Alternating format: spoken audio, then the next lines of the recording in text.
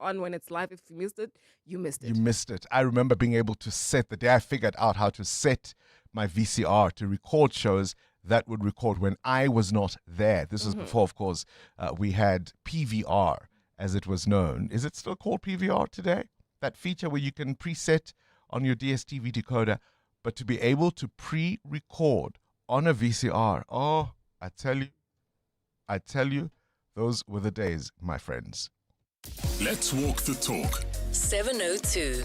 Right, country taking stock then yesterday after the anti-illegal immigration protests sweeping South Africa. There was some concern, of course, that they would become a little violent and things could get out of hand. And there were sporadic incidents here and there. Somebody who was keeping an eye on all of that is our EWN reporter, Mongezi Koko, who joins us now in studio. Mongezi, welcome to 702 Breakfast. Thank you for getting up for us. I'm exhausted. You are exhausted. I mean, you were out late into the evening. I heard you, of course, throughout the day on air in terms of the bulletins. What was your overall impression of the demonstrations yesterday? Look, Bongani, starting the day, we took note that the crowds were fairly small. They took time to build up. But as the day progressed, that feeling of underestimating what it could potentially become sort of faded away.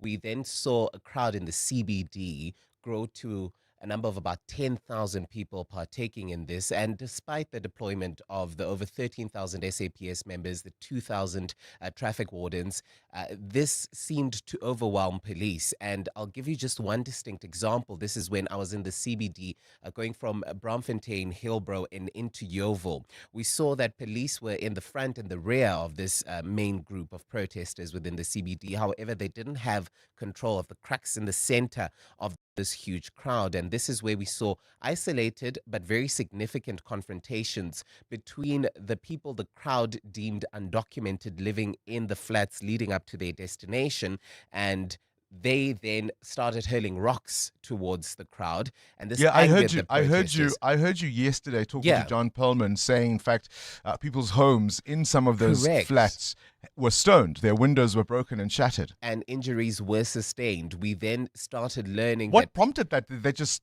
I mean, how did that start? I think this must have been driven entirely by fear for those staying in the complexes. I mean, just imagine looking outside your window and seeing a crowd of about 10,000 people who are screaming that you should get out of the country just because you're a foreigner. So I think the sentiment in itself instigated fear, and this resulted in them potentially just throwing down the rocks. Was it correct? Was it right? No, it wasn't. So it was the residents who essentially started it. Absolutely. That is what happened. And this was then exacerbated as the crowd got into Hillbrow.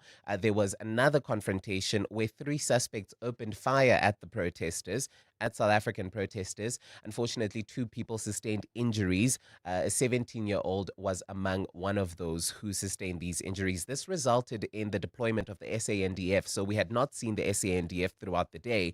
However, as that unfolded, we saw the SANDF then deployed. And a few hours later in Alexandra, where there was no action throughout the day, looting then began just after 8 p.m. And this is where we saw one individual shot and killed, unfortunately. His identity, nationality, all not yet shared by police. We're expecting a briefing by the Prof joints this morning, actually at around 10 o'clock. This is where we're going to get more clarity as to how many people were injured, if there were any more deaths, and what's the situation like. Were there visible leaders as these as these throngs were moving through the CBD or Berea, Yeovil, Hillbrow? Were there visible leaders who seemed to be in charge, who seemed to be saying, this is our next move? Yeah.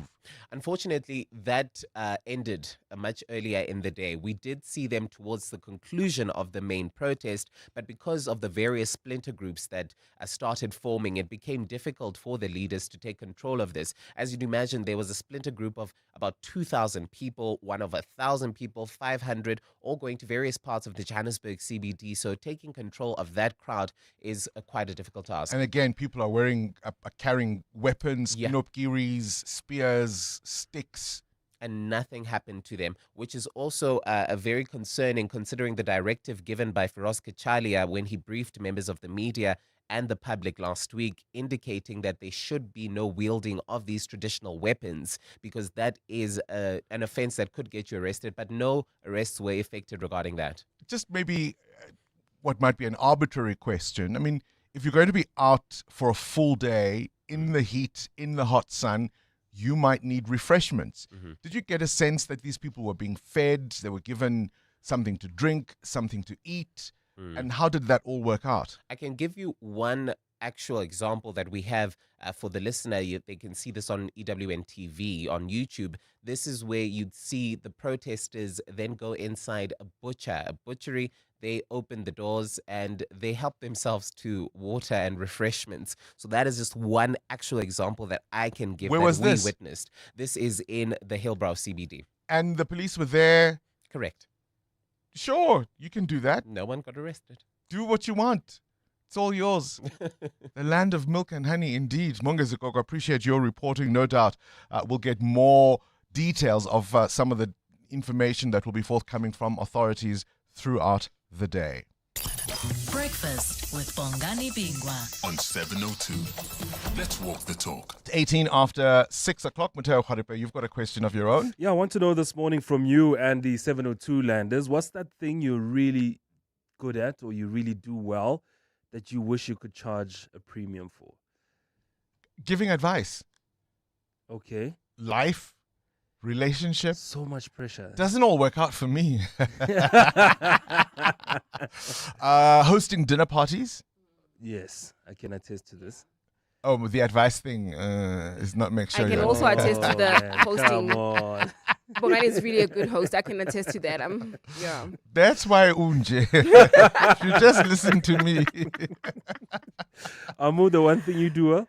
I think it's gardening, and I do have green fingers, and also giving tips towards plants that are, look like they're dying. I can tell you which plant needs coffee granules, which plant Do needs. you know how many people have plants dying in their homes? I get so saddened when I see plants dying. It saddens me. When I walk into a home that has fake plants, that's number one. I'm saddened by that. Number two, I'm saddened by plants that just are left to die.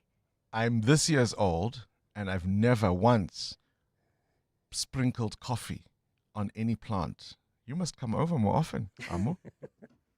702. Weather. It's 20 after 6. This EWN weather brought to you by Samsung Air Conditioners. Stay warm your way. A partly cloudy day in store for Gauteng. Morning fog patches are expected. Temperatures a little lower than yesterday. Joburg max is at 19 degrees. Pretoria and Vereeniging 21 degrees is your high. That's the same story for Mahikeng. Mbombela peaks at 22. Polokwane at 20. Durban partly cloudy, maxing at 23 degrees. Gqeberha 19, East London 20. I still can't say Gompo City. Cape Town expected to be cloudy, some showers as well, maxing at 15 degrees. Yeah, winter. A dozen layers of clothes just to feel warm. And the aircon wars at the office never end. But when you get home, Samsung air conditioners bring you efficient heating, ensuring tailored and family-friendly comfort indoors. So stay warm your way this winter. Shop for your perfect fit at Samsung stores, participating retailers, or speak to a friendly installer today. EWN Traffic. 21 after 6, a first look at the roads. Amma, what are you seeing? Well, Bongani, we've got an accident on the M1 South. It happened right near Marlborough Drive. Delays from the Baku interchange. There's also queuing traffic along the N3 North. This is between the Elands interchange and Van Buren Road. There's also a bit of a hold-up reported in the city of Tshwane. This is along the N1 South, approaching Sefako exit. Please be on the lookout there and approach with care. We'll have more updates coming up. Stay tuned. There's more EWN on air, online, and on the EWN app. As a business owner, you're always looking for ways to save money. But have you looked at saving on your business insurance premium? With Outsurance Business Insurance, you could save big, like Bosmansdam High School. We were with our previous insurance for 10 years plus before switching to Outsurance Business Insurance. We are saving 3,705 Rand per month. It was so quick and easy, we should have switched sooner. Ready to switch and save? Visit outsurance.co.za or call 08600 60,000 today. Licensed insurer and FSP. TCs and information online. Hi, this is Teko Modise, Hollywood Bets brand ambassador. Be a winner who knows when it's time for a timeout and play responsibly. If you or someone you know needs help, call the South African Responsible Gambling Toll-Free Counseling Line on 0800 006 008 or WhatsApp help to 076 675 0710. Hollywood Sportsbook is a licensed betting operator. Hollywood Bets supports responsible gambling. No person under the age of 18 years are permitted to gamble. Winners know when to stop. It's always the same with you. I want this, I need that, and somehow I am always the one paying for it. I think we need a little time apart. Not forever, just long enough for me to build some interest again. After all, distance makes the funds grow stronger. Give your money time this July savings month. Open a Nedbank 32-day notice account in under 2 minutes and earn up to 7.55% interest with 0 monthly fees. Go to nedbank.co.za. See money differently. Nedbank, we're a licensed FSP and registered credit provider. T's and C's apply. Incredible Mazda moments of wonder await around every scenic twist and turn at 702 Josie My Josie Walk the Talk. Because on Sunday, 26th July, you get to discover 5 Mazda wonder experiences on the 8-kilometer route from a stunning Japanese garden to a world of color. Visit one and share your wonder moments on Facebook, Instagram, or TikTok. Then tag and follow at Mazda SA using hashtag Mazda SA, and you could win your share of 50,000 Rand thanks to Mazda, where wonder awaits. Official vehicle partner of 702 Josie My Josie Walk the Talk. T's and C's apply. 702. Add your voice. Have your say.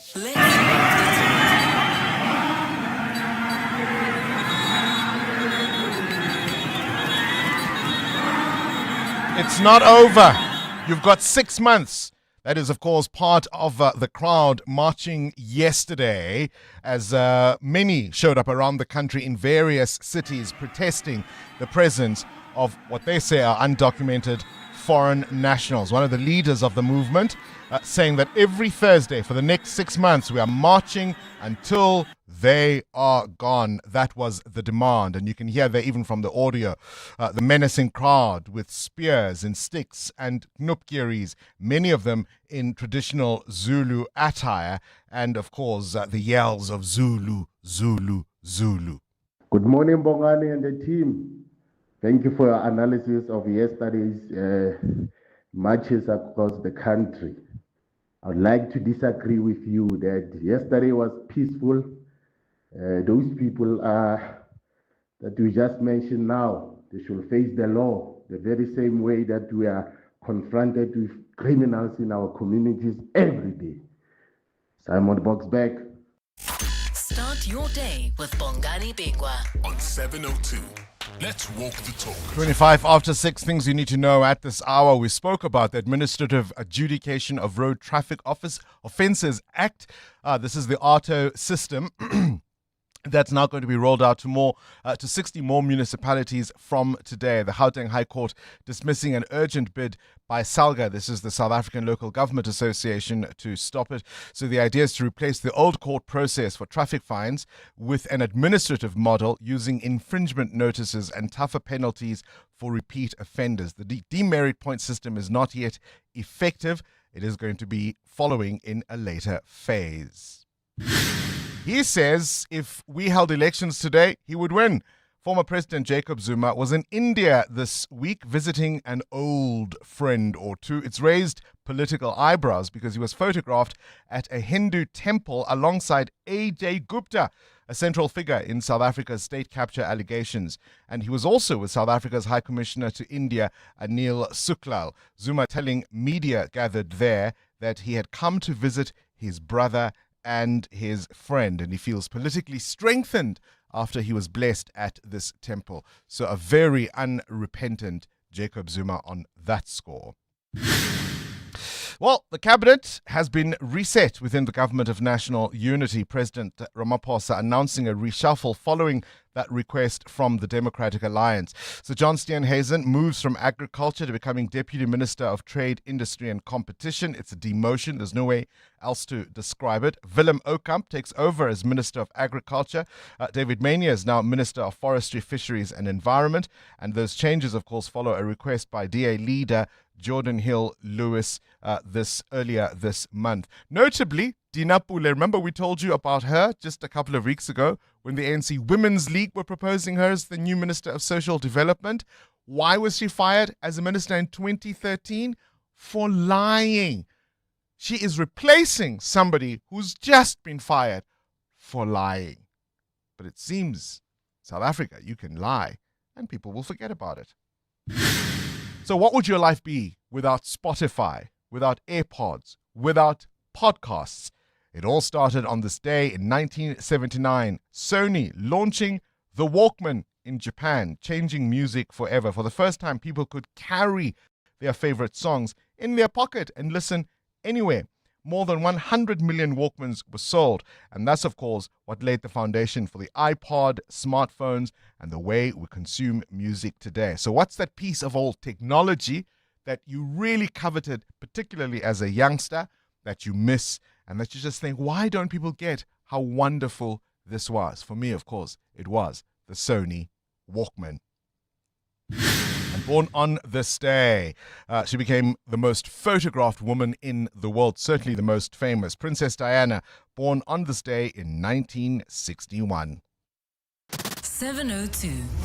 The newspapers. Lisa Zulu, what's grabbing your attention in the papers? Good morning. I'm looking at the Citizen. It says it's not over. And again, the menacing marchers with their shields and knopkieries. Cops pass test against disorder, says the Sowetan. And the Business Day says the president credited with defusing a bomb. Bongani, a tragic story out of Pakistan where 14 children are dead after the roof of a center that was used as an after-school caring place collapsed on top of them near the city of Lahore. Most of the victims were between 7 and 11 years old. Witnesses say the roof had already been in poor condition and repairs were actually underway on top of the building while the children were studying below. And 5 more people were injured. 2 people have since been taken into custody as authorities continue to investigate this tragedy. Oh, that's an awful story. All right, we are reviewing yesterday. What's your sense of it as we take stock? Good morning. EWN Business. Advising people, cooking, green fingers, planning holidays. I would pay for somebody to plan my holidays.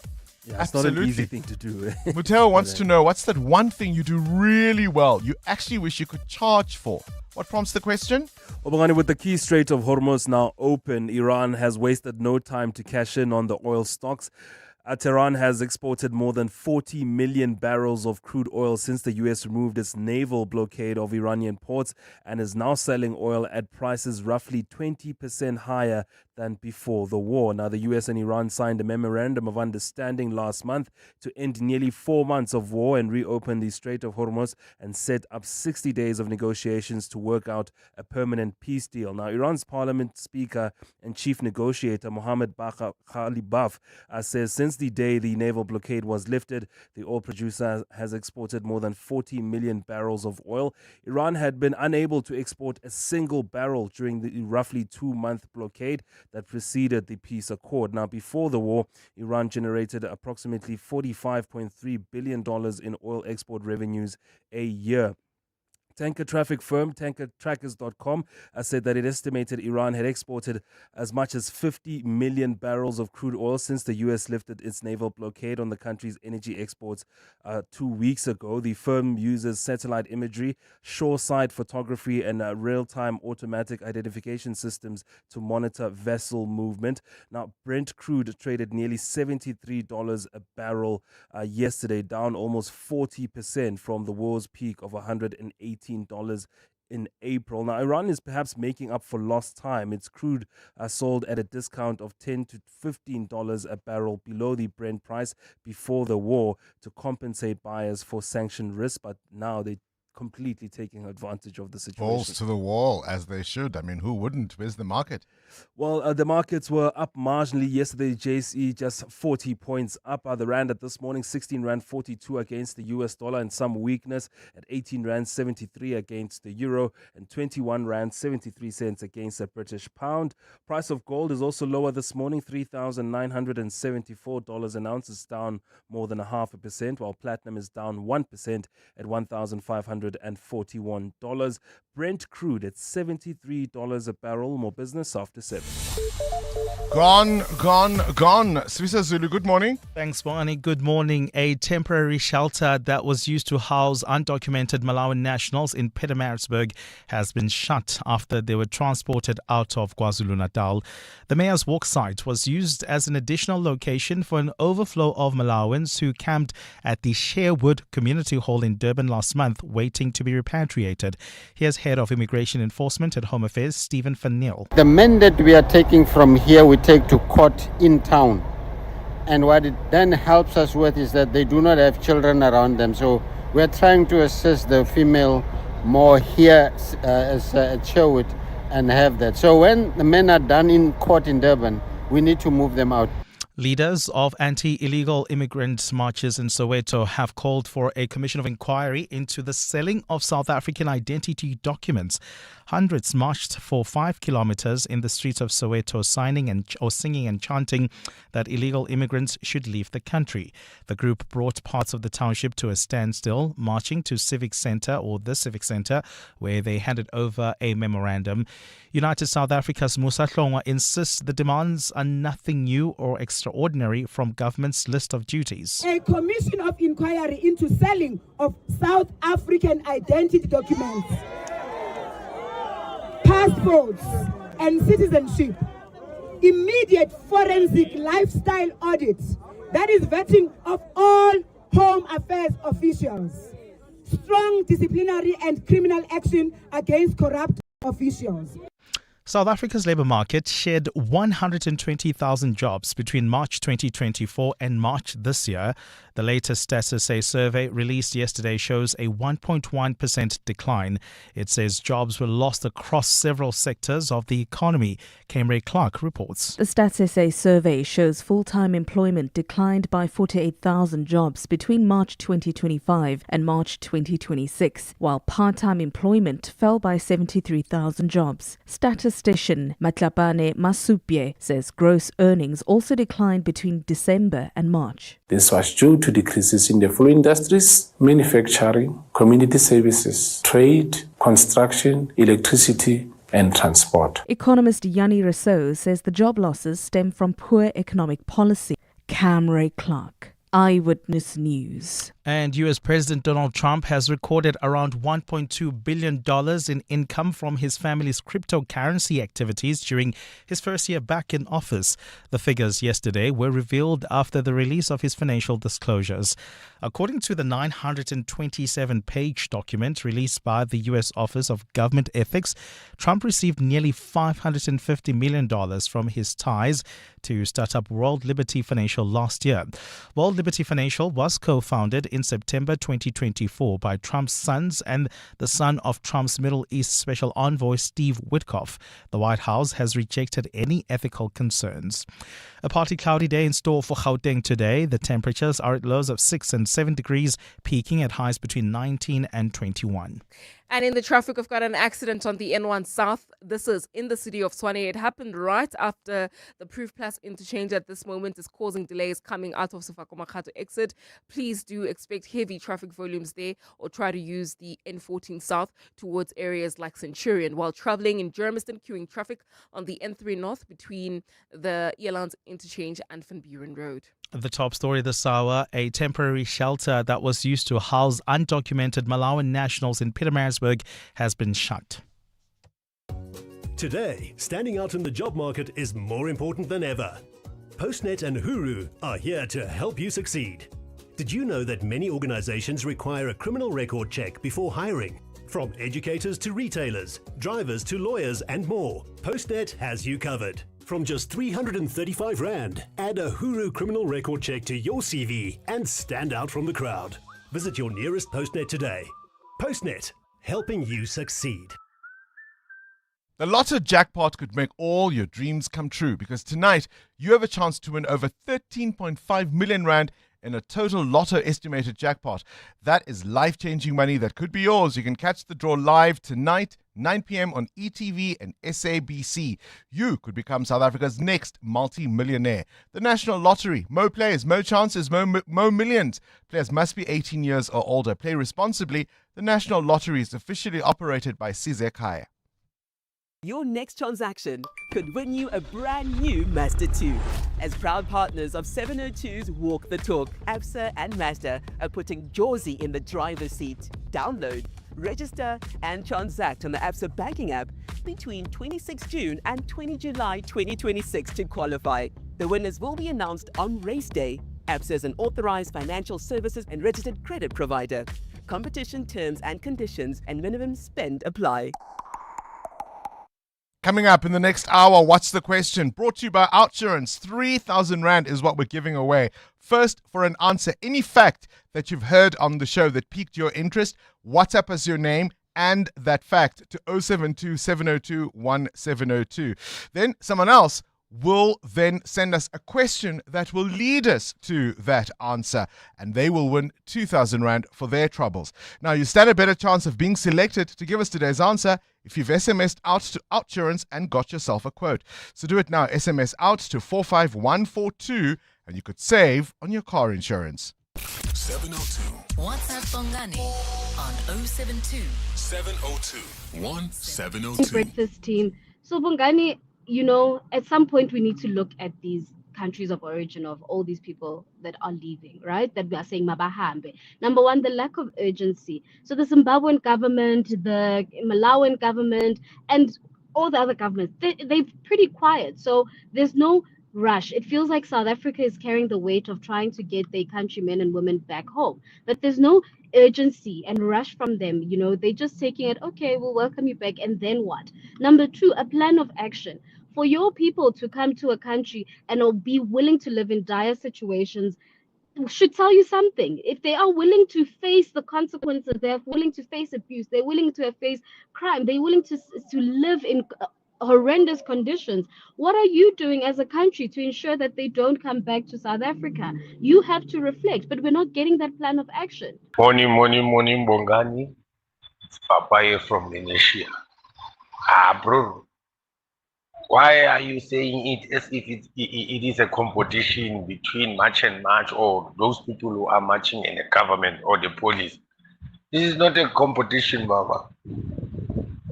Fanelang be no winner, but they must know what we are not happy about these illegal immigrants. They must do something. We are not competing with the government. Danko from Lenasia Upapa.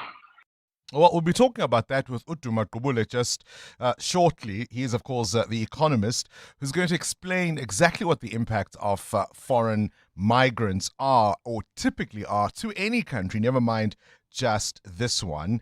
And I'm curious to respond to that voice note that says, if people are willing to live in squalor and these dire conditions, what does that tell you about them and their countries of origin?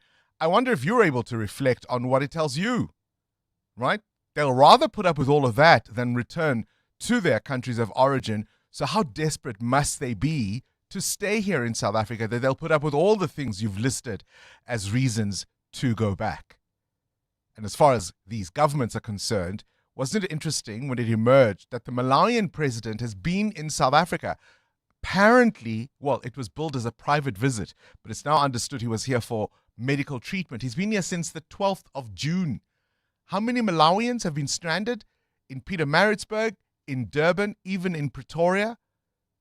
Did he respond to any of their pleas when they were saying, help us, help us, help us, we want to get home? And when he arrived back in Malawi yesterday, some members of his cabinet came to greet him because now the big chief is back. Welcome home, Baba. That's what happens when you don't vote. You live in a country where you're compelled to have leaders like that. EWN Sport. 19 minutes before 7 o'clock. Cindy Paluta is out for the morning. Welcome back, Tolekile Mganga. Thank you, Bongani Bingwa. So on this day in 1979, Sony released the Walkman. Do you remember the Walkman? Yes, I It do. played a cassette in it. It had those furry little orange covers, sponge things for the Is earphones. that why you're wearing the fur as well? We used to call it, now I'm wearing the fur because it's winter. We used to call it stereo. This was before your It's not time. my no doubt. time. So I'm asking the question, what's that old piece of technology? You coveted it as a kid. You thought, one day I'm going to have that. And now it's obsolete and nobody cares. And you're thinking, but you don't know the wonder of this thing. Similar to Stereo, the iPod. You wanted an always iPod. wanted one. Watching the ads and then watching the movies where like people were able to like download their music and just skip. It just looked so fancy. And then by the time I had money, Apple It was just put gone. everything in It one was phone and you were gone. like, yeah, it's okay. It was gone. All right, let's talk about the football, the World Cup. We now have a joint top scorer. He's one goal behind. No, they're both 6 Oh, I thought you were talking in the overall standings. of the World Cup. Yes. Yes? He's breathing down Messi's neck. No, they're the same. He's breathing down Messi's neck in the overall standings. Kylian Mbappe. He's equaled. They're on the same tally. For this tournament. For this tournament, yes. But overall. Okay. He's breathing I down Messi's misunderstood neck. you. Yes. I misunderstood. And we do. Askizi. It's okay, Bongani. That's what I'm here You for. do the sport. At the World Cup, Kylian Mbappe and Erling Haaland scored for France and Norway, respectively, as they eased into the last 16 following wins over Sweden and the Ivory Coast. Haaland scored in a 13th successive game for his country as they ended the Elephants' most successful campaign at the Global Showpiece event. And Amad Diallo had this reaction to his team's loss. I think Norway have a good team. They have quality in their team. Like I say, if you leave player like Haaland alone in this kind of game, in this kind of moment, is difficult because everyone knows Haaland is a world-class player. You can't leave him alone. So he was there, he scored, and then they win. Les Bleus remain unbeaten at the World Cup, have now scored 13 goals from their first 4 games on their way to reaching the last 16. Victor Lindelof admits they'll be hard to beat after his Sweden side was swept aside 3-0. What makes it so difficult against France? They are very good players. They're a good team. I played together for a long time, and they have a lot of quality. So yeah, that's why they won today.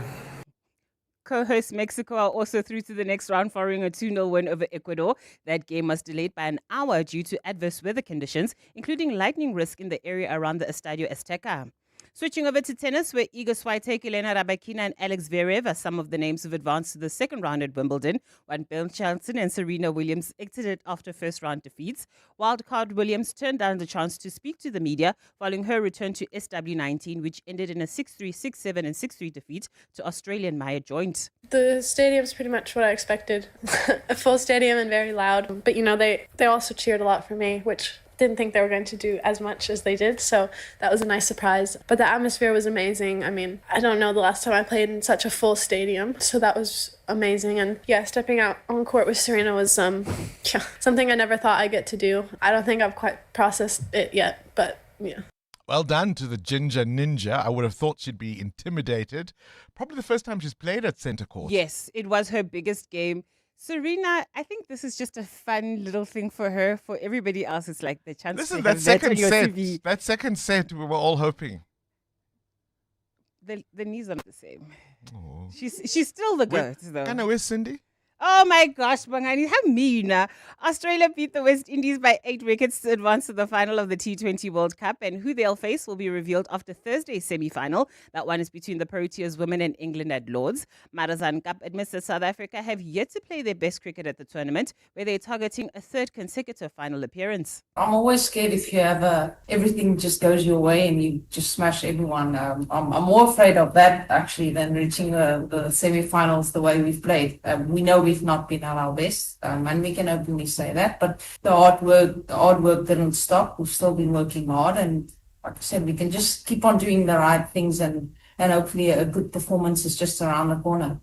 And LeBron James will leave the LA Lakers and become a free agent as he looks to continue his NBA career with another team. The 41-year-old has spent the past 8 seasons with the Lakers and helped the franchise win the 2020 title, while he's been playing alongside his son Bronny since 2024.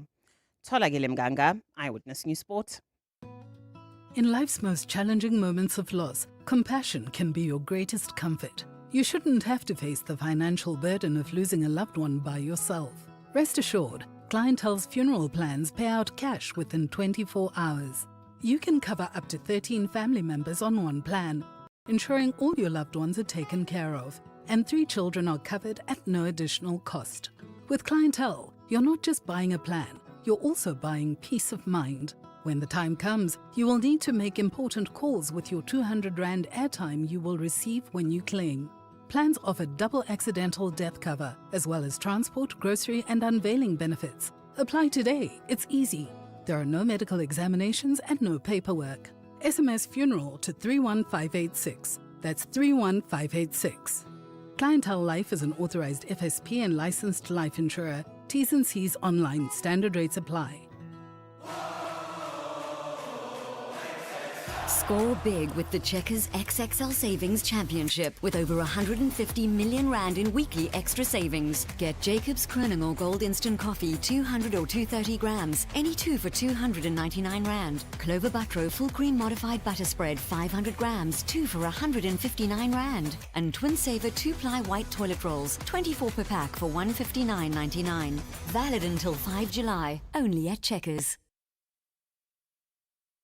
It's your last chance to enter. Nedbank Business Ignite on 702 is closing entries soon. So this year, we're celebrating entrepreneurs who've turned personal challenges into businesses making a real difference. And we've been meeting finalists every morning, hearing their inspiring stories. If you've got one, go to igniteyourbusiness.co.za or pripediaplus.com to enter. You could win 200,000 Rand and the recognition your business deserves. T's and C's apply. Nedbank, see money differently. The Brainy Kids of the Whiz Quiz on 702. Good morning, Uncle Bongani. My name is Zawami. I'm 12 years old. I go to Anpark Primary. When I grow up, I want to be an actor. The reason why I want to join the Whiz Quiz is because I like to spend money. 702. Coming up at 7:15, the big interview. EWN Traffic. This EWN Traffic brought to you by Outsurance. SMS out to 45142 now. And you could save on your car insurance. If you don't, you can ask them for 500 Rand. Amo, there's a crash on the M1 South. That's correct, Bongani. It happened right near Marlborough Drive. It's causing delays from the Baku interchange while traveling on the N3 North. Another accident seen. Unfortunately, this one is right after Linksfield Road. It's causing delays from the Kilulis interchange. If you were traveling in the city of Tshwane, there's been an accident on the N1 South. It happened right near Linwood Road. It's causing heavy traffic volumes coming out of Sefako Makhato exit. About a 20-minute hold up there. Please be on the lookout or try to use the N14 South, especially if you're heading towards areas like Centurion. We'll have more updates. Stay tuned. There's more EWN on air, online, and on the EWN app. Clever excuses for being late. Number 91. The lift looks suspicious, so I had to take the stairs all the way up. Fortunately, with the Outsurance pointsman on the roads, you no longer have to come up with creative excuses for being late. The Outsurance pointsmen have been easing traffic congestion so we all get to where we need to be quickly and safely for the past 20 years. With Outsurance, you really always get something out. In partnership with 702, Outsurance is a licensed insurer in the FSP. Some of the biggest advances in health are happening right here in South Africa. Local researchers have been studying a promising new TB vaccine candidate called M72 that could help stop people from getting seriously ill. And programs like Coach Mpilo are helping men living with HIV overcome stigma, start treatment and stay on it. It's South African science, innovation and community leaders helping shape the future of global health, supported by the Gates Foundation over the last 25 years. Partners of human potential. For news on South African industry and mining, Creamer Media's Engineering News and Mining Weekly has you covered. Click through to Creamer Media's Engineering News each day for the latest on the people and companies shaping the energy transition and South African industry. Keep your finger on the critical minerals pulse by visiting Creamer Media's Mining Weekly. For deeper insight, subscribe to the Engineering News and Mining Weekly magazine, out on Fridays. Creamer Media, current, credible, comprehensive. Outsurance can't improve your couch coaching skills. But they could improve the car insurance premium you currently pay. SMS out to 45142. Get a quote today, and if Outsurance can't save you money on your car insurance premium, ask for 500 Rand cash. Make that 1,500 Rand if you've been claim-free and with the same insurer for 3 years. Get a quote and get savings or cash. Either way, you win. SMS out to 45142. When it comes to car insurance, you couldn't be in better hands. Outsurance was voted News 24 Short-Term Insurer of the Year for 4 years in a row. Built Reader's Choice Best Insurer 4 years in a row. And City Press Reader's Choice Best Insurer Award 3 years in a row. Clearly, they all feel they're getting something out. SMS right now to see if you can switch and save. SMS out to 45142. That's out to 45142.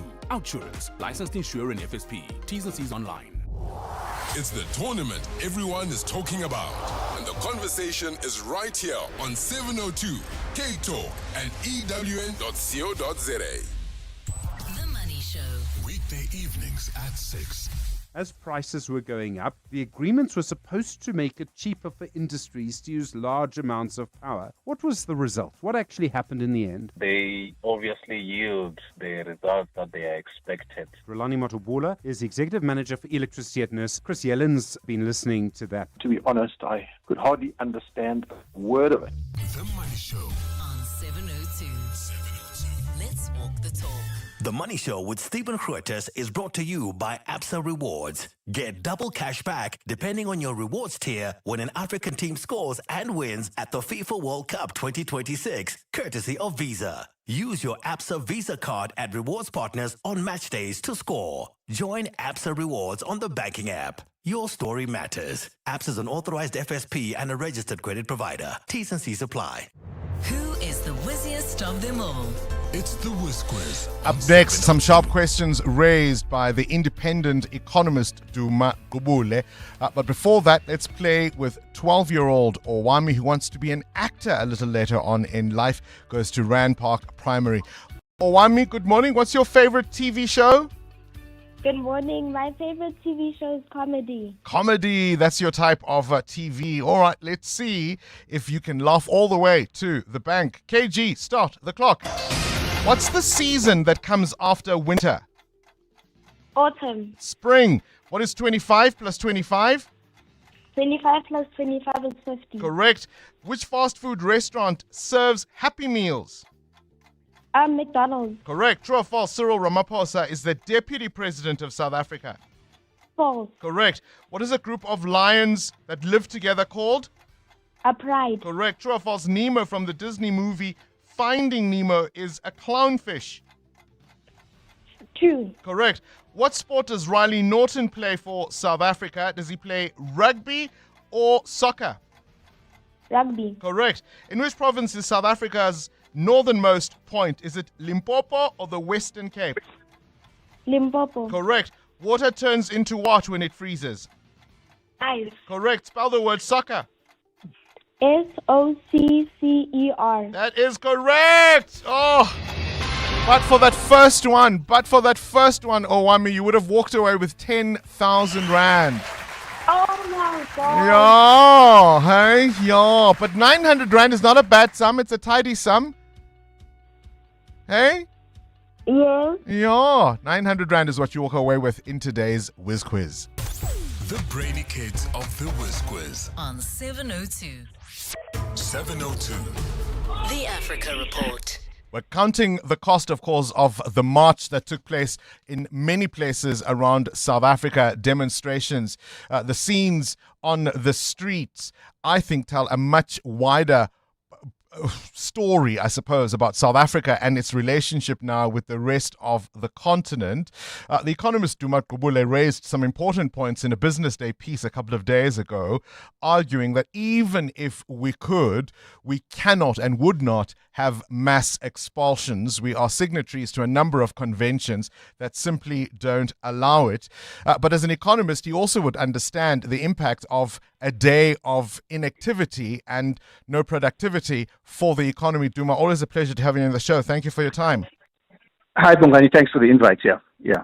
All right. So, I mean, people tend to use these terms interchangeably, as you say, but legally there's quite a big difference between deporting undocumented migrants through due process and carrying out some kind of imagined collective deportation or mass expulsion.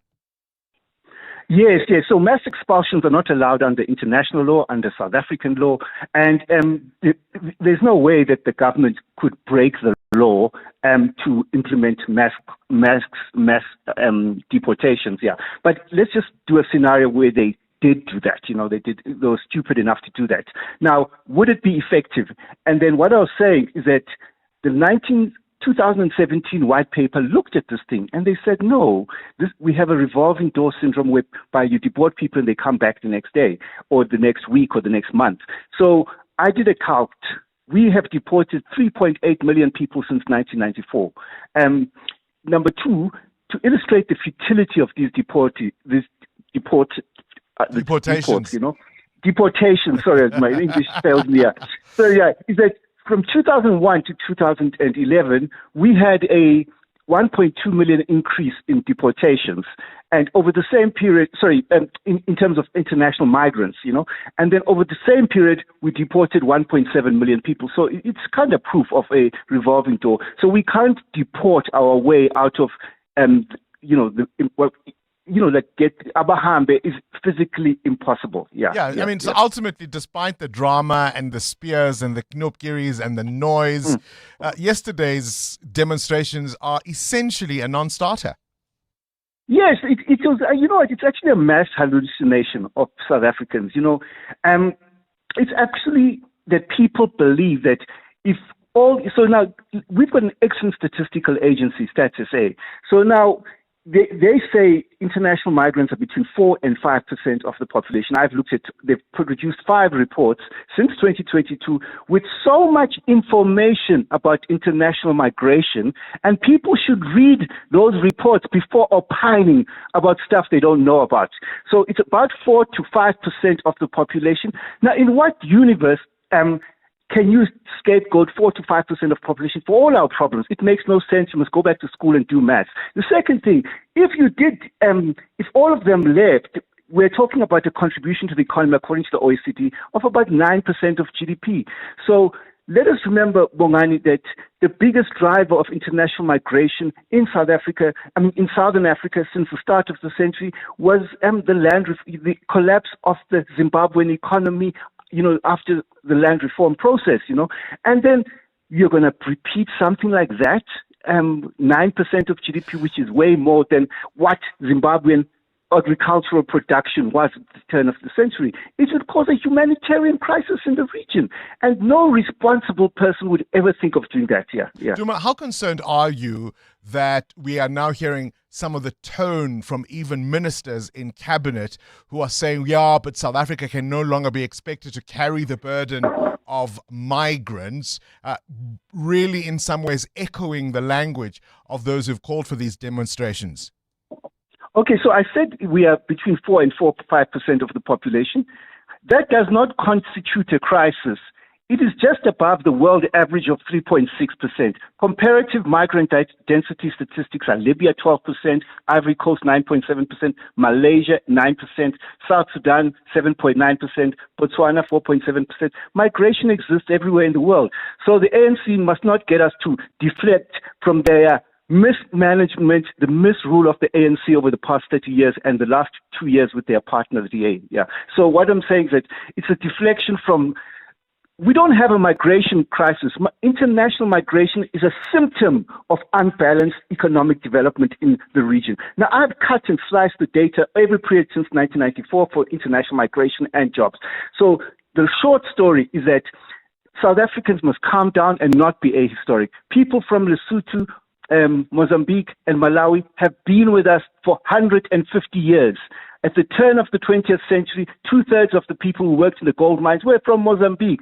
So these are people who've been with us. So the only thing that has changed since 1994 is the collapse of the Zimbabwean economy. So I'm saying we've got to solve the unbalanced, first of all, the chronically low GDP growth in South Africa.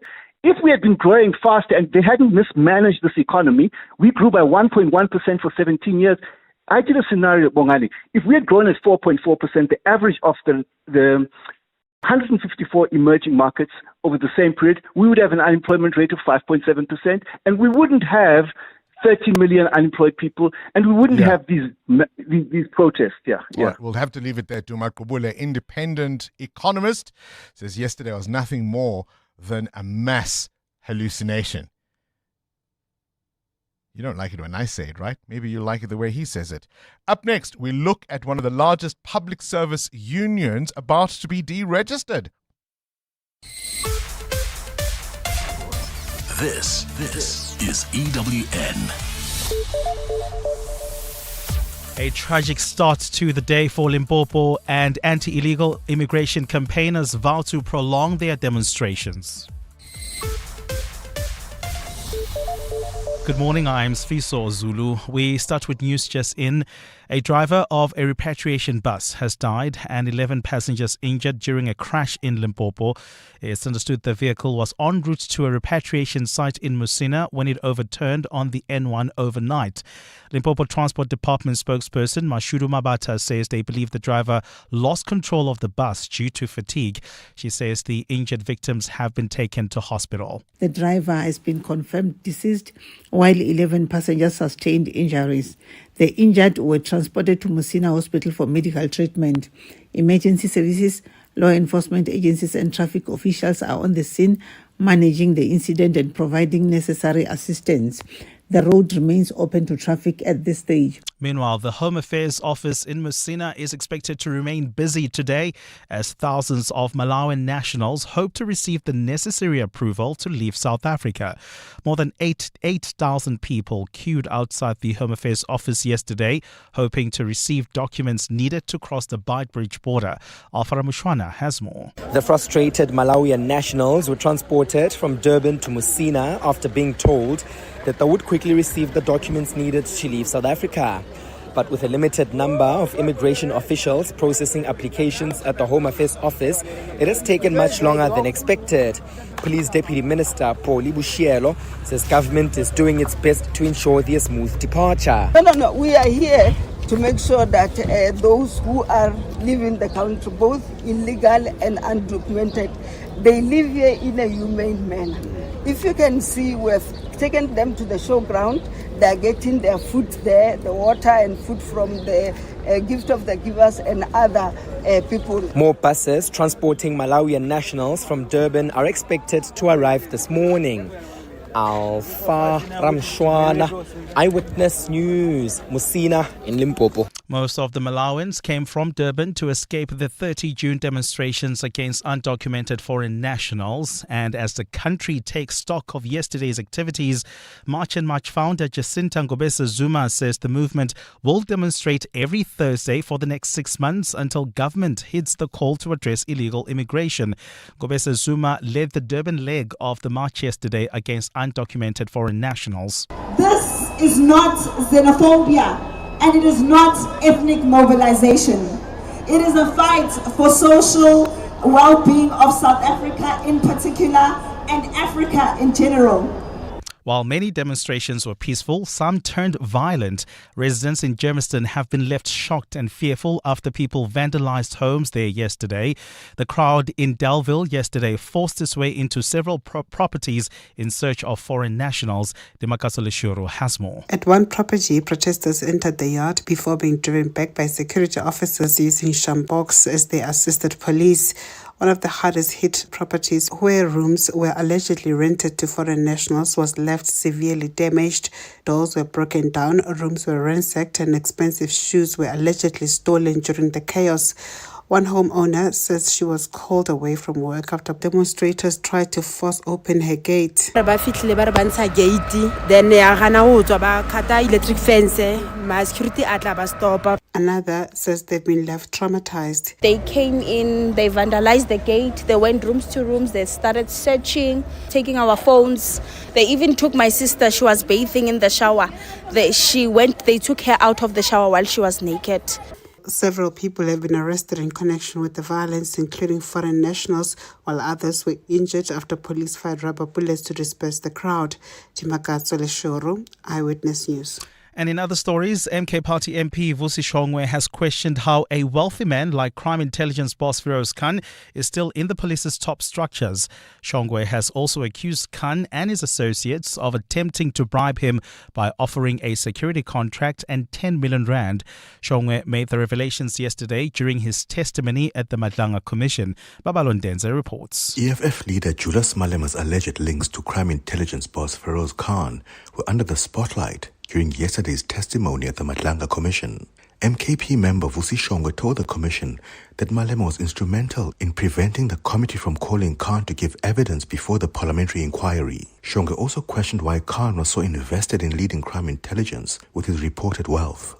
So it happened in that space where I was worried, okay, this General Khan, who happens to be in a strategical position and is so wealthy, Funane SAPS. If it's for the love of SAPS, why in the intelligence? Is he that good? In terms of the 10 million rand bribe, Shongwe said he would have accepted it, only to give it away to charity. If it was there, let me tell you what I was going to do. I was going to take that 10 million, go home with the 10 million, look for charities, look for the hobos in the street, give them money, and get to Adwok and tell them that I took 10 million given by these people. Babalon Danza, Eyewitness News. Gold is trading at $4,007.82 an ounce. The rand is at 16.40 to the dollar, 21.75 to the pound, 18.73 to the euro. Brent crude oil is at $72.92 a barrel. That's bumper-to-bumper traffic on the N1 South. This is in the city of Tshwane between Sefako Makgato exit and Linwood Road due to a major accident scene, while traffic on the N4 West is also piling up towards the Proof Plus interchange as a result. If you are traveling in Joburg, do expect heavy traffic volumes along the Maikwan North between Boysons Road and the Klani Bens. That's due to peak time delays. In your sport, France, Kylian Mbappe and Didier Deschamps make history as Le Bleu progress to the last 16 at the FIFA World Cup. Ronald Koeman resigns as the Netherlands report racist abuse. And Sergio Garcia misses out on open qualification again. A partly cloudy day in store for Gauteng with morning fog patches expected. Johannesburg is at a low of 7 degrees, peaking at 19. Pretoria 6 and 21. Vereeniging 5 and 21 degrees. The breaking story in EWN this morning. A driver of a repatriation bus has died and 11 passengers injured during a crash in Limpopo. EWN, in touch, in tune, and independent. For the latest, visit ewn.co.za or download the EWN app. This is Breakfast with Bongani Bingwa on 702. Let's walk the talk. 9 minutes after 7 o'clock, we're taking stock, of course, of yesterday's June 30 deadline and the demonstrations we saw all around the country. Largely peaceful. Police, of course, maintaining a high sense of visibility. The military was also seen around a number of areas, including Johannesburg. And although, as I say, it was largely peaceful, there were sporadic incidents that should be of concern, including, of course, in Hillbrow, a vehicle understood by the protesters to belong to a foreign national was torched. They couldn't tell that for sure. In the Eastern Cape, people dashing out of hair salons with their hair unfinished as marchers approached those businesses that were operating. Many businesses around the country staying closed yesterday, people not taking the risks. We saw projectiles being thrown both ways in Hillbrow. Some of the marchers hitting residential buildings, breaking windows, saying they were provoked because stones were thrown from those buildings. In fact, some shots exchanged. All of this, by the way, in front of police officers. So yes, largely peaceful, but there were those sporadic incidents that I think ought to be of some concern. This is Breakfast with Bongani Bingwa on 702. Let's walk the talk.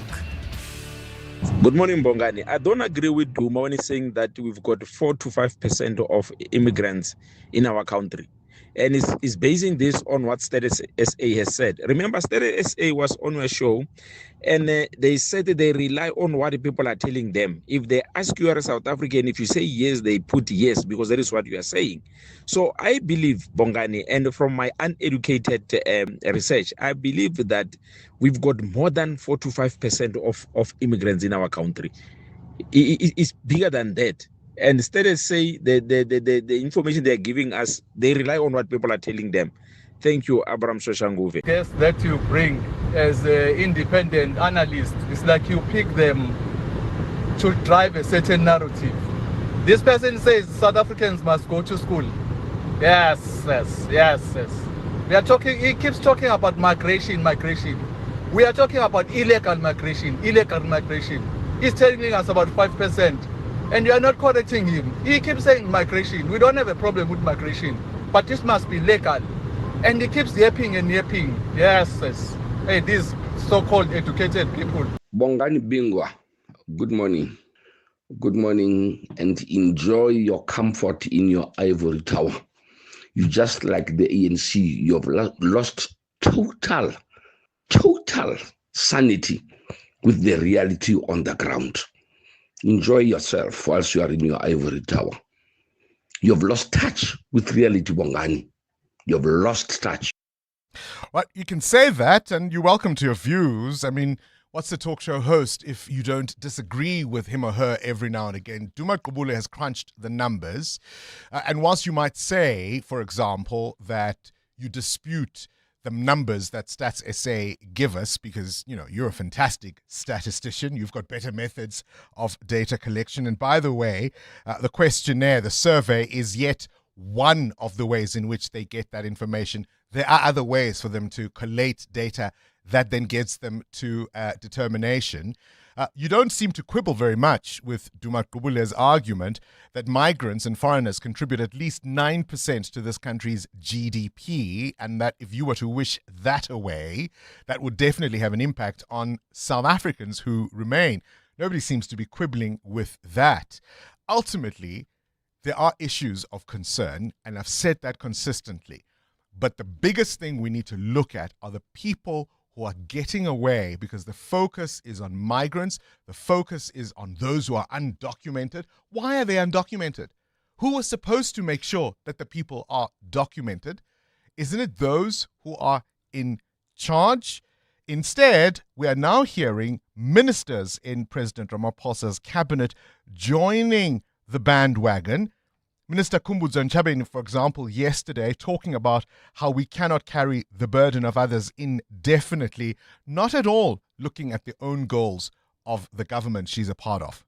More than 30 years that the South African government, the apartheid government, has ended even destabilizing countries of the African region. Why are they not being asked to ensure their own political stability? There's no apartheid government that is destabilizing any country now, 32 years. So we must all take responsibility of ensuring political stability in our own countries, and we must work together collectively to ensure economic prosperity of the African continent. There's no single country that will carry the burden of others, because that country will itself collapse. It is for that reason that South Africa were committed to supporting the initiatives in Angola on the development of the Lobito corridor. We have mobilized our South African investment companies to make sure that we support the development of the Lobito corridor. There's no country in the West or in the East that can have the interest of developing the African continent more than South Africa, and we must show it by investments in our own through our own companies. Right, what you need to know at this hour: before Beyonce, before Nicki Minaj, there was Missy Elliott, born on this day in 1971. She turns all of 55 today. She rewrote the rules of hip-hop with futuristic music videos, fearless creativity, and chart-topping hits like Work It and Lose Control. There's been a cabinet reshuffle announced by President Cyril Ramaphosa, mostly following a request from the Democratic Alliance. John Steenhuisen moves from Agriculture to become Deputy Minister of Trade, Industry and Competition. Willie Oakam takes over as Minister of Agriculture. David Mania is now Minister of Forestry, Fisheries and the Environment. All those changes requested by the new DA leader Jordan Hill-Lewis earlier on this month. Other appointments include Alexandra Abrams, Jack Bloom and Yusuf Karim as deputy ministers. Ever wondered why some movies are rated PG-13? Well, you can thank or blame this day in 1984 when Hollywood introduced the PG-13 rating after parents complained some films were too intense for children but not quite adult enough for an R rating, and it changed how movies are marketed forever. And it was on this day in the year 2005 the music fell silent, did it not? At the age of 54, one of the premier vocalists of his time, Luther Vandross, passed away. You'll know him, of course, for timeless classics like Never Too Much, Dance with My Father, Here and Now. More than 2 decades later, his music is still filling playlists, weddings, and family gatherings around the world. 702. Up next, The Big Interview. EWN Traffic. 16 after 7, the CWN traffic is brought to you by Outsurance. SMS out to 45142 now. And you could save on your car insurance. If you don't, ask them for 500 Rand. Amo? Well, Bongani, we do have peak time delays along the Mike 1 North. This is between Boyson's Road and the Kilani Bends. While traveling in Sandton, an accident reported on Grayston Drive. It happened right after Catherine Street. It is causing heavy delays, especially if you're turning off from the Mike 1 North. And then traveling on the M1 North, another accident reported just as you approach the Woodmead Drive. It is causing delays coming out of Marlborough Drive. More updates coming up. Stay tuned. There's more EWN on air, online, and on the EWN app. 15 minutes listening to your favorite radio show go by quickly, but 15 minutes stuck in traffic, well, that can feel like forever, right? Especially if you're not listening to 702 Breakfast.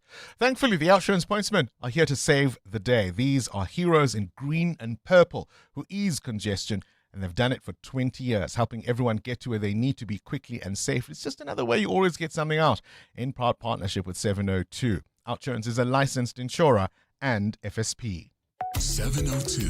The Big Interview. With Bongani Bingwa. 18 after 7, on to this now. Their backs against the wall. One of South Africa's largest public sector unions is fighting for its very survival. In a move that has sent shockwaves throughout the labour movement, the Department of Employment and Labour announced its intention to cancel the registration of the Public Servants Association of South Africa, the PSA. The Registrar of Labour Relations argues that this union is not a genuine trade union as defined by the Labour Relations Act, saying it's not operating in line with the Constitution, alleging it's failed to comply with key provisions of the Act. The PSA has now got 60 days to convince the registrar why its registration should not be revoked, a decision that, of course, would have major implications of thousands, or at least for thousands of public servants across the country. And we've got both sides of this conversation. We've invited the spokesperson for the Public Servants Association, Ruben Malega, to join us. Ruben, always a pleasure to have you on our show. Thank you for your time. Good morning, Bongani, and good morning to Honorable Deputy Minister Sibiya. We are also joined by the Deputy Minister of Employment and Labour, Jomo Sibiya. Good morning to you, Deputy Minister, and thank you for your time. Good morning, Bongani, and good morning to the spokesperson of PSA. Thank you very much. Deputy Minister, perhaps let's start with you. We are hearing about non-compliance with various sections of the Labour Relations Act. You're saying the PSA isn't a genuine trade union? Bongani, this is a matter that is ongoing. It's a matter that we are dealing with, and a lot is still being done on this matter. And I must say it from the onset that there will be issues that I won't want to discuss openly for now, because there remain issues that we are dealing with, and we want to make sure that the process that we are doing is clean and it's clinical. But all I can say is that, as you have said, every union to be registered in South Africa needs to meet particular requirements, needs to meet constitutional requirements, and our labor laws must be complied with.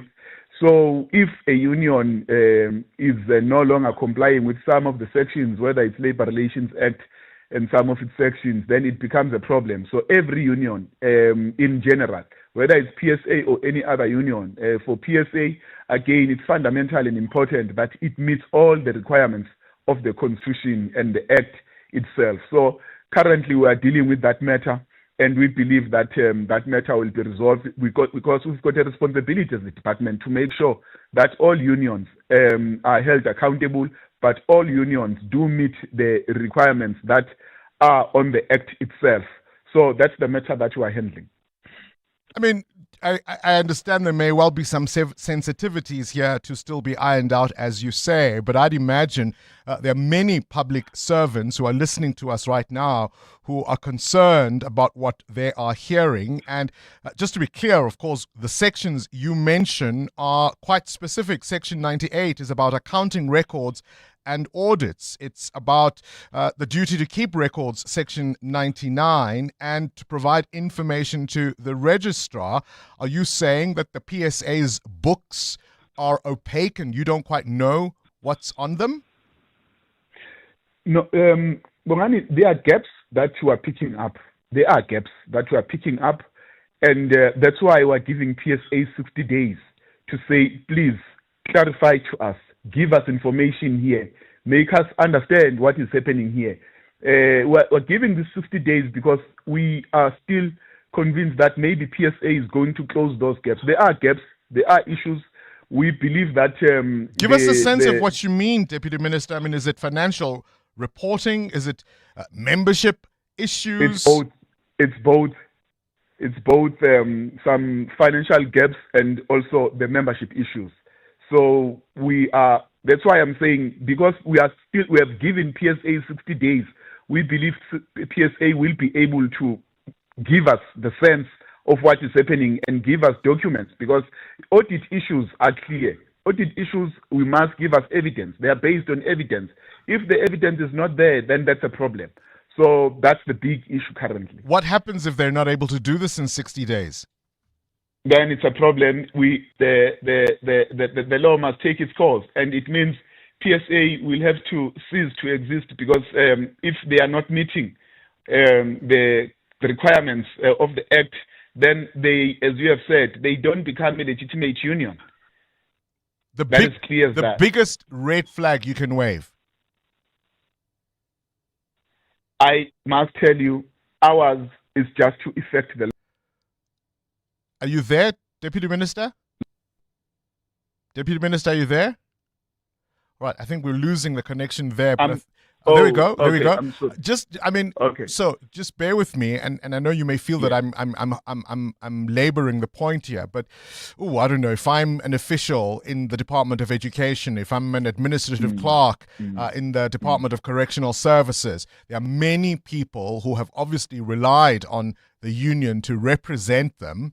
And this is the third largest union in the public sector. So many 702 landers listening to us right now would want to know, what's the biggest red flag? What's the biggest area of concern for the registrar? You are quite correct, Bongani, and we are doing your work. You are doing it properly. You're representing workers who are represented by PSA, who are our interest, as well as the Department of Employment and Labour. That's why we want every union to account. We want every union to meet all the legal requirements. Sure, Deputy Minister. But what we can say is that the biggest red flag is, as we have said, it's both the financial reporting and the membership. Might the membership be inflated? Let me not go there. I'm not going to go there. Let's put it. Hang on the line, Deputy Minister Jomo Sibiya there, the Deputy Minister of Employment and Labour. Ruben Maleka, you've heard all of that. The Deputy Minister not being, a bit, reticent, I suppose, in some ways, but there's enough that he said there that would concern any of your members. What's your response? Thank you very much, Bongani. The PSA, we are incompliant. And in terms of the issues that have been coming, remember this, an onslaught has been on our neck since 2021.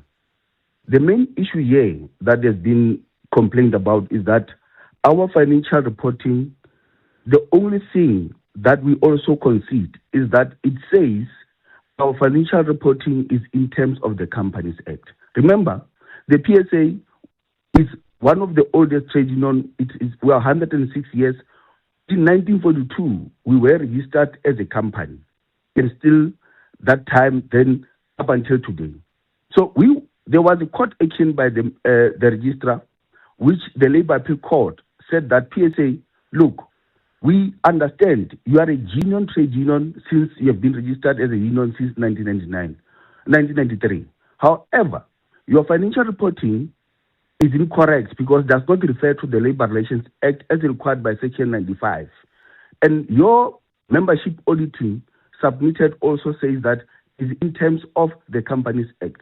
These are the red flags that we accepted and considered. And we even wrote to the minister. We, in fact, effected the changes even to our constitution, submitted it to the register on the 15th of May to comply with the court and comply with exactly what the deputy minister is saying. But so hang on, are you saying these are just a few technicalities here? It's really just the details, the T's and C's, as it were, and you've amended those as required. Nothing to see here? Look, I'm sure the deputy minister knows the facts that there is nothing wrong with our financials as if PSAs squandering money of members. The only thing is that our audit, when they are done, and we're audited annually and financially, and we submit, every time to the registrar without fail. The only matter, the only word is the wording that says you are audited in terms of Companies Act. That is and we have considered to that fact, and we have submitted it. But to the shock, on the 20th of June, the registrar responded to us with the same letter that he responded to us on the 31st of March in 2022, saying that simply because you are registered as a company, I'm not approving what we have amended. And the following day, on the 21st of June, he sent another letter and said, no, I withdraw that letter.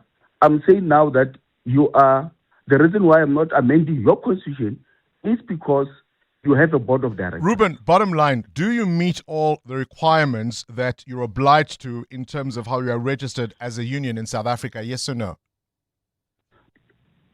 If you listen to me carefully, I've said that there's been a court action that directed us to comply with not being audited in terms of Companies Act, but be audited in terms of Labour Relations Act Section 95.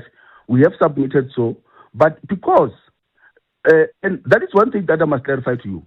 Why would the Register of Labour say that we don't comply, but goes to a Labour appeal court and say he wants to put PSA under administration? How would you want to put a non-union under administration? Hold on, Ruben. It's a very simple question. As we sit now, do you meet all the requirements you're obliged to and that the registrar expects? Is that a yes or is that a no? How do you meet the compliance of Section 95 when the registrar refused to accept that we want to comply? I mean, if the registrar... They've cited 98, 99 and 100. Those are the sections of the LRA they seem to be concerned about. Do you meet those? Yes, we do meet the requirements. The only matter that we're saying is that our audited financial statements indicate that we are audited in terms of Companies Act, and we consider that is wrong. Now, as we say it is wrong, we have submitted to the registrar to correct that, but the registrar is refusing to correct it, and it comes with this cancellation. But look, this is not about PSA being in attack. This is actually the state that is being attacked, because if you look at from the point of personality, you will realize that the PSA has been contributing towards the state being able to work. I mean, I well understand, Ruben, because obviously you represent people who are working within the state. That's not the issue of concern at the moment. Jomasibia, are you picking on the PSA? I mean, they say, look, it's just a matter of wording here and there, nothing to see here, and we've already put those in motion. What's the point? This is shocking to them, Ruben says. I want to start by saying there is no attack that is directed at PSA, and nobody will attack, in particular from our side as the department. We treat every union the same as others, so they are equal in terms of how we treat them. You're asking a very good question. Is PSA complying with the Labour Relations Act, all the sections that are necessary? And the reality is that they are not complying. For me, it starts and ends there. He says And they that's want why, to, but for you me, won't let them. No, there's no way you won't. We want PSA to comply. Yeah, but he just We said want you heard PSA him. He said they want to, but it's you who won't let them. We won't refuse PSA to comply. There's no way we can refuse PSA to comply. That's why we're even giving them time. Even the court, if they were complying, the court was never going to give the judgment that it gave for them to correct what was wrong. All right. Let the PSA fix what is Final wrong. word on this. PSA will Final comply. word on this, Deputy Minister. As I said earlier, many government employees listening to us would rightly be worried. What's your assurance to them? The assurance I can give workers is that we believe PSA will be able to deal with all the challenges that they are faced with, and what we have picked up, they need to correct that, and everything will be fine. That is our interest, is for PSA to comply. All right. That's all. Thomas Sabi, appreciate your time. Deputy Minister of Employment and Labour. Ruben Maleka, you'll have the last word. Your assurances to your members who are listening to us right now, who may be concerned. I appreciate that the Deputy Minister says that they will listen and accept that we will comply. And that is exactly that we're going to do. And in fact, we have done. So it's now for the registrar to look at what we have complied with and be fair to it, to say that PSA, here's the constitution, here is where I have a concern, without just dismiss. We have been dismissed because if you've been asked to correct your constitution and you submit it, but instead of being pointed out where the wrongs is, you are simply being told that I'm not going to look at what it is. I phoned the registrar on the 2nd of June, and he said to me, "No, I don't have time. I'm not going to speak to you, and I'll deal with it on my time." So you can see that this is not about wanting us to comply. Okay, Ruben Malek, I think we've heard most of what you've had to say. Not much assurance, though, you're giving there at the end to your members. If you are with the PSA, how are you feeling this morning? EWN. One of the biggest issues, Mateo, has been the price of fuel. As things stabilize in the Persian Gulf, that looks set to come down. Some relief then, we hope? Yeah, some major relief for South African motorists and consumers. The price of petrol going down 2 Rand per litre, with diesel decreasing by 3 Rand a litre. Petrol 93 octane at 25 Rand 94 inland, 25 Rand 15 cents coastal, while octane 95 is at 26 Rand 10 cents and 23 Rand 91. 25 Rand and 23 coastal. That should mean good news for your indicators. Yeah, not exactly. Not exactly. It's just the price of oil that's down. But the Rand reeling this morning, 16 Rand 41 against the US dollar, 18 Rand 73 against the euro, 21 Rand 73 cents against the British pound. Price of gold is down by close to 1% at $3,972 an ounce, while platinum is at $1,537. Brent crude, and that's why we have those petrol and diesel prices down at $73 a barrel. More business after 8. The Rand dipping. Nothing to do with all those crowds out yesterday enjoying a bit of sunshine. Sfisa Zulu, what do you have? Good morning. Thanks, Bongani. Good morning. A driver of a repatriation bus has died and 11 passengers injured during a crash in Limpopo. It's understood the vehicle was en route to a repatriation site in Musina when it overturned on the N1 overnight.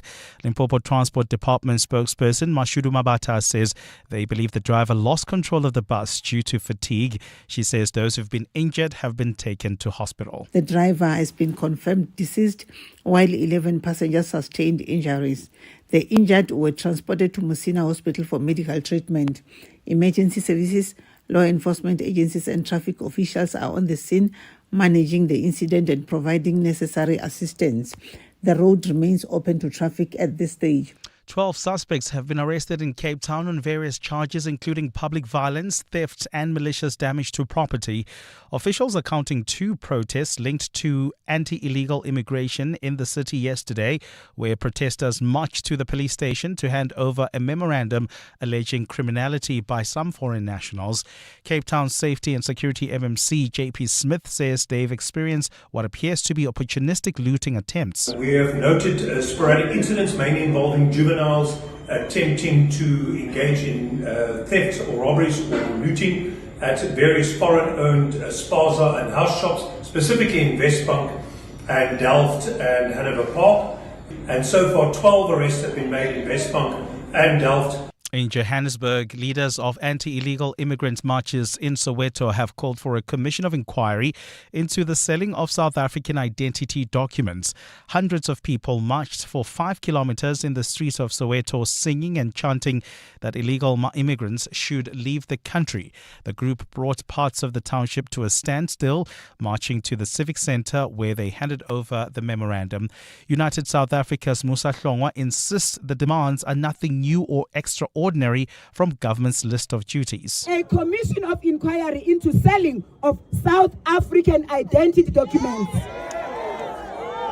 passports and citizenship, immediate forensic lifestyle audit, that is vetting of all Home Affairs officials, strong disciplinary and criminal action against corrupt officials. And the United States has started deporting migrants to the sparsely populated island nation of Palau. President Donald Trump has led a push to expel asylum seekers and undocumented migrants from the United States, dispatching them to places like El Salvador and Uganda. The tiny Pacific nation of Palau agreed in December to resettle up to 75 deportees in exchange for $7.5 million. A partly cloudy day in store for Gauteng today with fog patches in some parts. The temperatures are at lows of 6 and 7 degrees, peaking at highs between 19 and 21 degrees. And in the traffic, we've got a major accident scene. This is along the M1 North. It happened right near Woodmead Drive. I'm being told that it's a hectic accident where a life has been claimed. Please be on the lookout there and try to avoid if you can. Already we're seeing about a 20-minute holdup coming out of Marlborough Drive. There's also queuing traffic on the south of the M1. This is due to onlookers there. Please try to avoid as much as you can while traveling.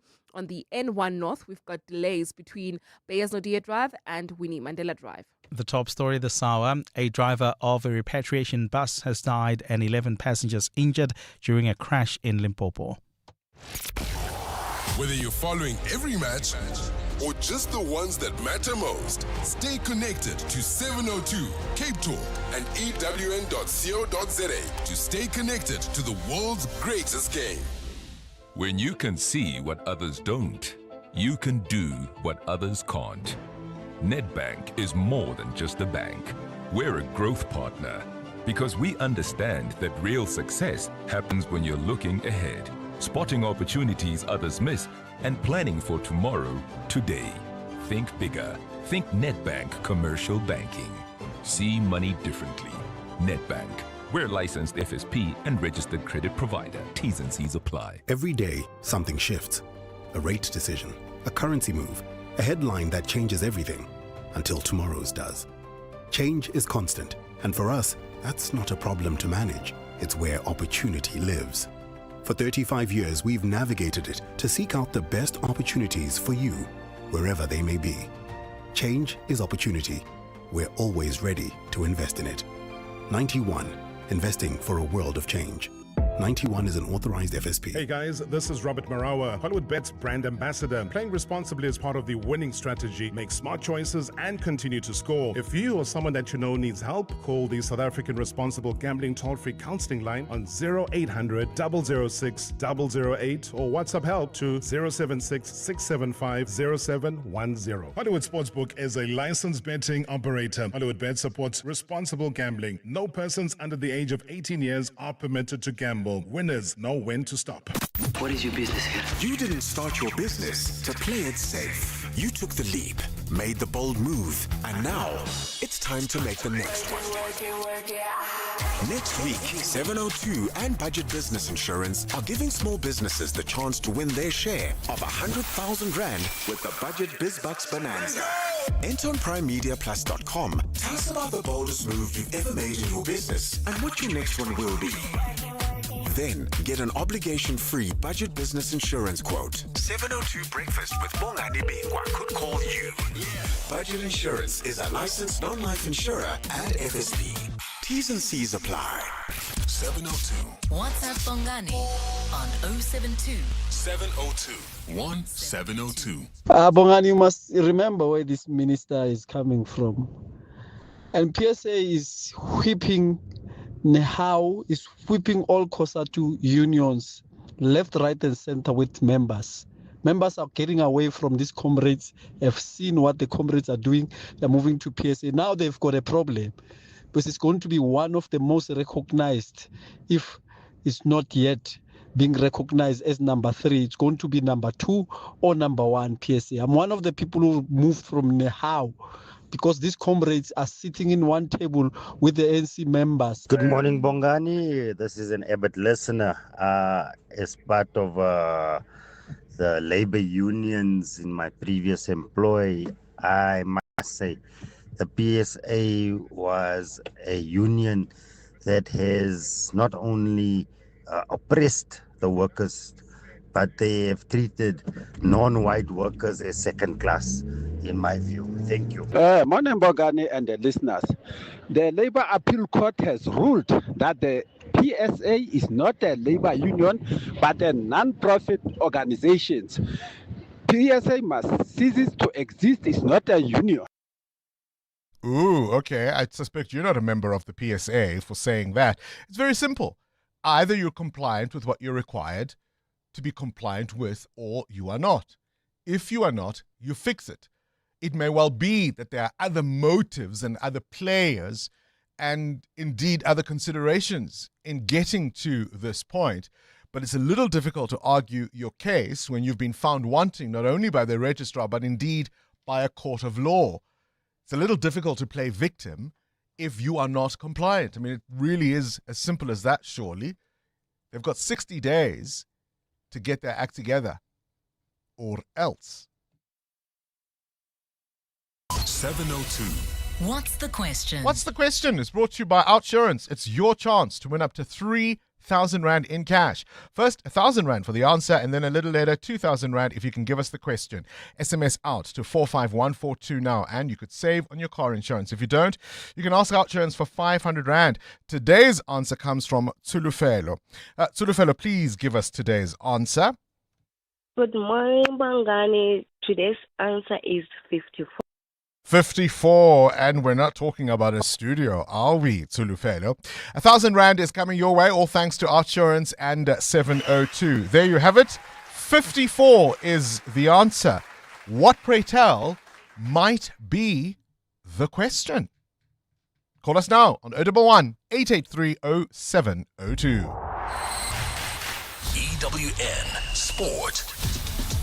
17 minutes before 8 o'clock, and let's get into the World Cup. That's really the story of the hour at the moment. Tolakele Mganga in for Cindy Paluta. How thrilling has this World Cup been for you, Tolakele? It's the African teams doing the historic campaigns. For a lot of them has been great, but also a lot of the European teams being served a reality check has also been very, very nice. I mean, the Dutch are Yes. out, the Germans are out. I think with Germany especially, that 7-1 win over Curacao really kind of glossed over a lot of issues that they had. And then as they got tougher opponents, there were so many questions that were being asked and they failed. I mean, Brazil sneaking in over Japan. Yeah. Also, I don't know what they expect Neymar to do at 34 with that team. There's just a lot is going to happen. Hopefully at the end, it's a team we all like. I'm calling it early. Yes. My money's on France.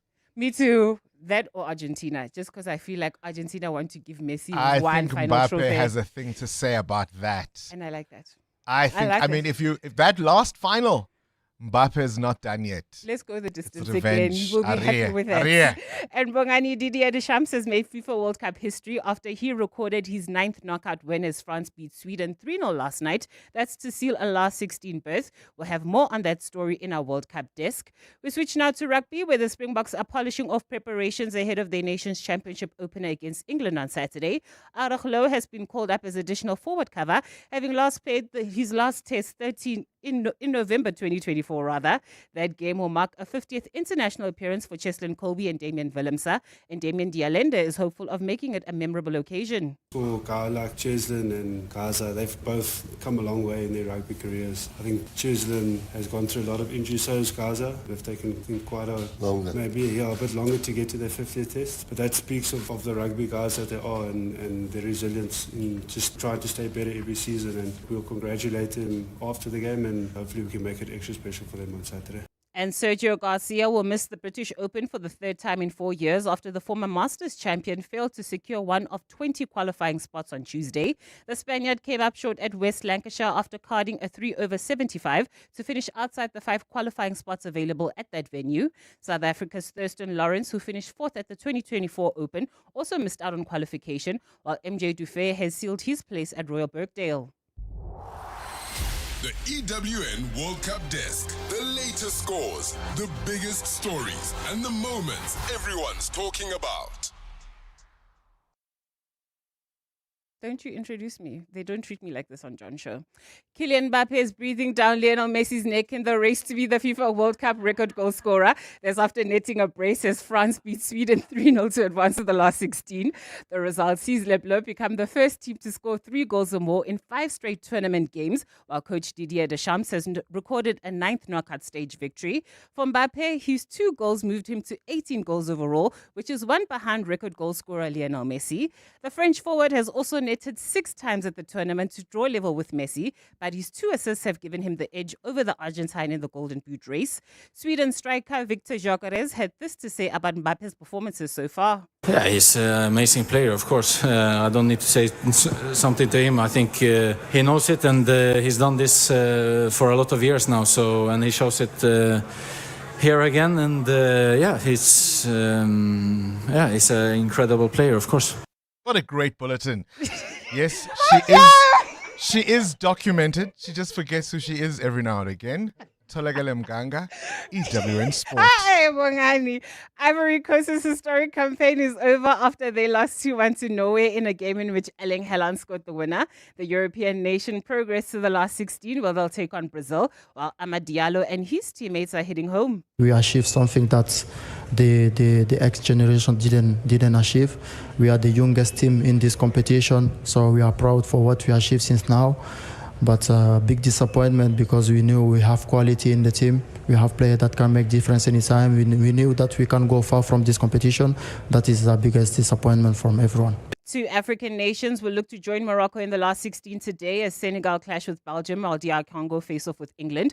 Thomas Tuchel has provided this rundown of the Leopards, who are through to this stage of the tournament for the first time in their history. Physicality, counterattack, directness, and they already overachieved. So we know, maybe I know from experience what it does to a team if you're already in the moment of overachieving. So they have genuine belief in what they're doing, and that makes them a difficult team to play against. We are aware of that, and we will try everything to beat them.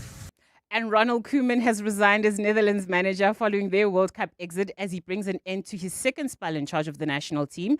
That news comes after the Royal Dutch Football Association revealed that players who missed penalties in their shootout loss to Morocco were racially abused online.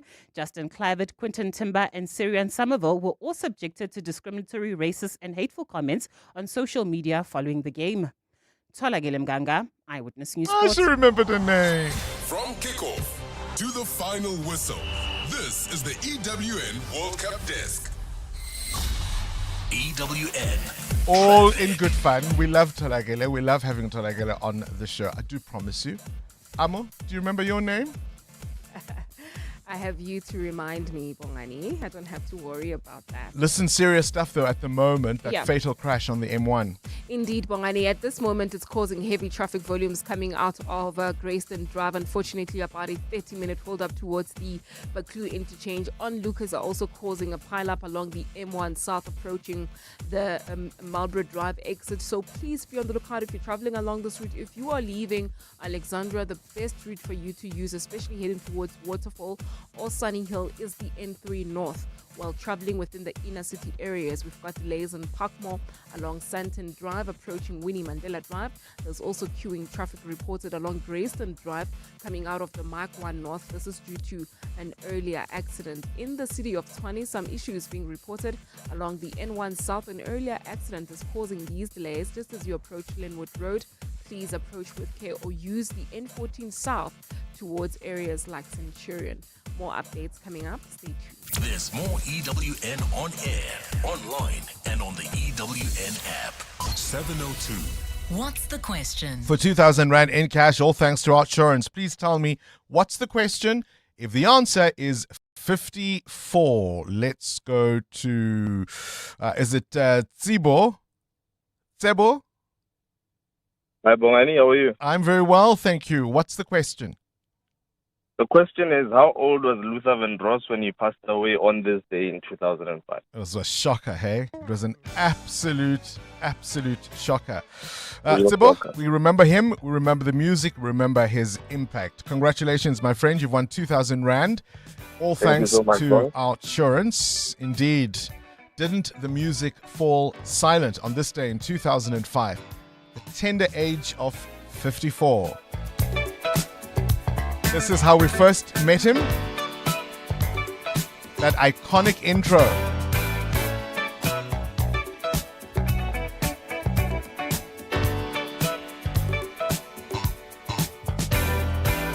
can't fool myself, I don't want nobody else to ever love me.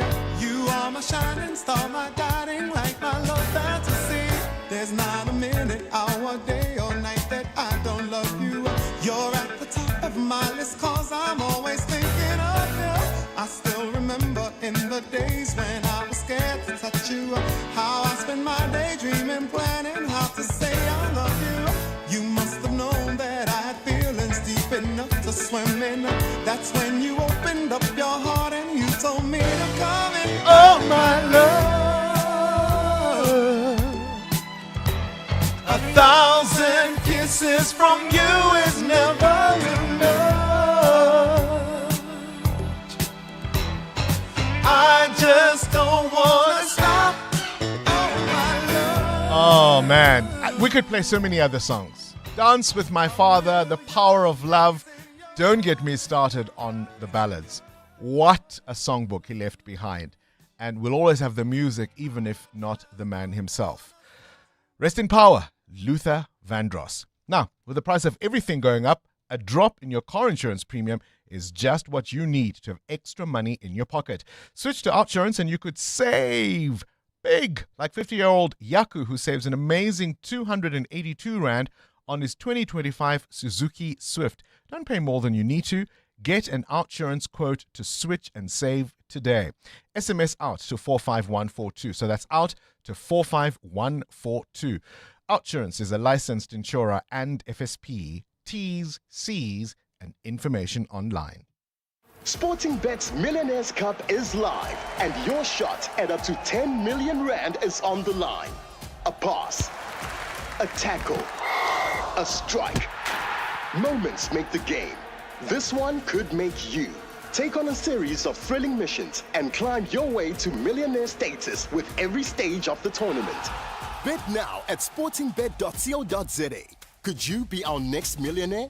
Sporting Bet. Betting amplified. T's and C's apply. Sporting Bet is licensed by the Western Cape Gambling and Racing Board. No under 18s may gamble. WhatsApp help to 076 675 0710 or contact the SARGF toll-free counseling line on 0800 006 008. Winners know when to stop. The pain of losing a loved one is never easy. It will leave you feeling overwhelmed. At Clientele, we understand that burying loved ones with dignity truly matters. Our funeral plans pay out cash within just 24 hours, and you receive 200 Rand airtime when you claim to make those important calls. Plus, we cover up to 13 people on one plan. SMS funeral to 31586. That's 31586. Clientele Life is an authorized FSP and licensed life insurer. T's and C's online. Standard rates apply. 702 702. What's gone viral? with Kabazela. Time now for the world of viral content. Kabazela. Good morning to you, Luther. Go away. Your first video is all about birthdays. I thought this guy was really quite sour, but I'll let you tell it. Very sour, very sour. I mean, he's an attorney and he has a podcast where they talk about, I think work-related issues. But when it comes to birthdays, and especially when you have a birthday during the week, what do? Do you get special birthday leave at the place that you work? We used to get that. Remember that, Bongles? And do you take the day off, or do you just treat it as a normal day? You go into the office and you might bring a cake, or people will sing for you, etc., or it's just kind of another day. So he has some strong views. We had to beep a couple of the F-bombs here because he seems to feel very strong about people who take the day off. Let's take a listen. Who the takes their birthday off? Is this like a Gen Z thing? Millennials? Who came up with this? I mean, work is work, dude. Wednesday is Wednesday. Lock in. Yeah. He's very strong about it. But so many people on the comments section said, if it's my birthday and it falls during the week, I take the day off. Ever since I started working, if it's my birthday, I take the day off, and there's no apologies for it. I must say, I don't know about you, but I don't think I've ever taken a day off for my birthday. Really? Yeah, even when we got that birthday leave, I would bank it. Huh? We still do. We don't? No. No. Well, maybe it's Nobody reserved told me. No, we don't get birthday leave. No, we don't. No, we don't get that anymore. You take it as a day off, your own day. You take it from your leave days. Your annual leave. It comes from your annual leave now if you want to take it. So we used to have an extra plus 1 day on the annual leave, but that's gone. Do we still get the birthday voucher? Tell me we get that at least. Yes, no. we do actually. Yeah. What? You do No. get a voucher to go and have a meal at the canteen. You do. Oh, yes, Yeah. you're right. You Yeah, we see, used to at get a least we still cake. at least We used to still get a cake. Yeah. No, we used to get a cake, and that's converted now to the voucher for the canteen downstairs. Yes, because not all of us want cake. We're watching our waists. We're watching Kabazela. those hips. Yeah. There we go. All right, do you take the day off on your birthday? Does your company even have that policy that allows you to take the day off on your birthday? Or is it just a Gen Z millennial thing? How do you celebrate your birthday? At work. Let's talk. 702.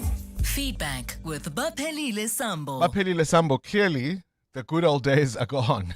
You know when you arrive at a company and they tell you, Yeah. oh, we used to do our We've changed. Christmases in Mauritius. Yeah. We used to Yeah. go there I've and heard do those this. stories. I've heard those stories when I came here. We used to get birthday leave. Imagine. But last year I got a birthday cake. So I think I was the last group to get those cakes. They delivered in December. Oh, you got a cake? I did. I got Oh, a cake. look A beautiful, at nice you. white cake. Look at you. All right, some feedback. Bongani, from the producer's desk today on the demonstrations from yesterday, some 702 lenders feels that things went smoothly overall, despite the few reported incidents. There's a view that the organizers kept control and managed the situation well. Pendu on WhatsApp echoes those sentiments, and she says that South Africans showed unity and a clear willingness to stand up for the country in a peaceful and organized way. And Bongani, our 650 discussion with independent analyst Duma Kubule.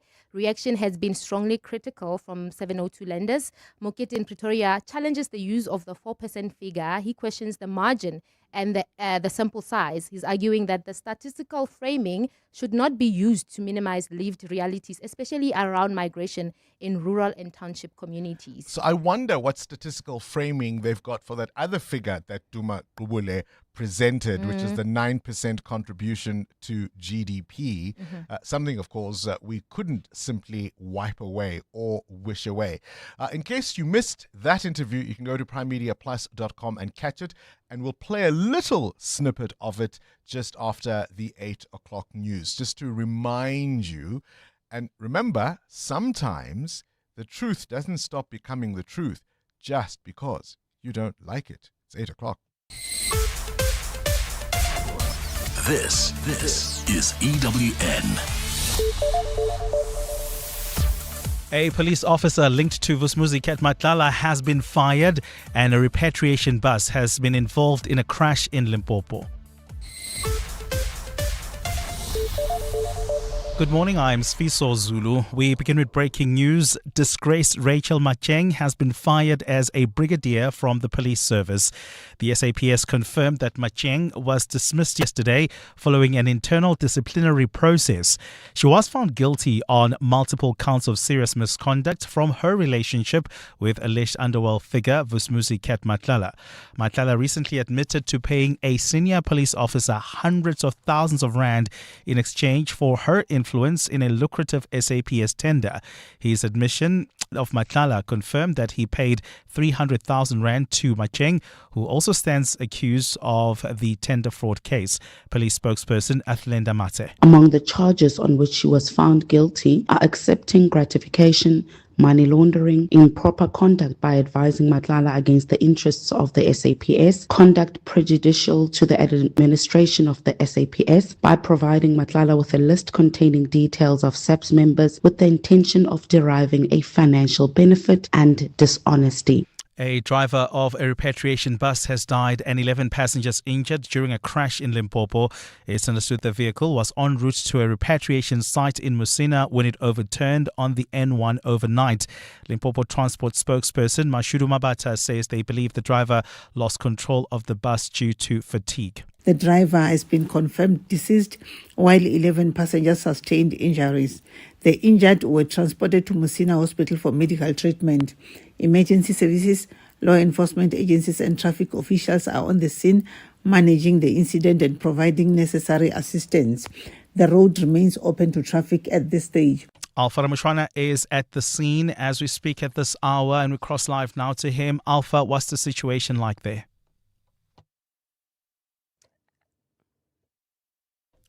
Alpha, are you there?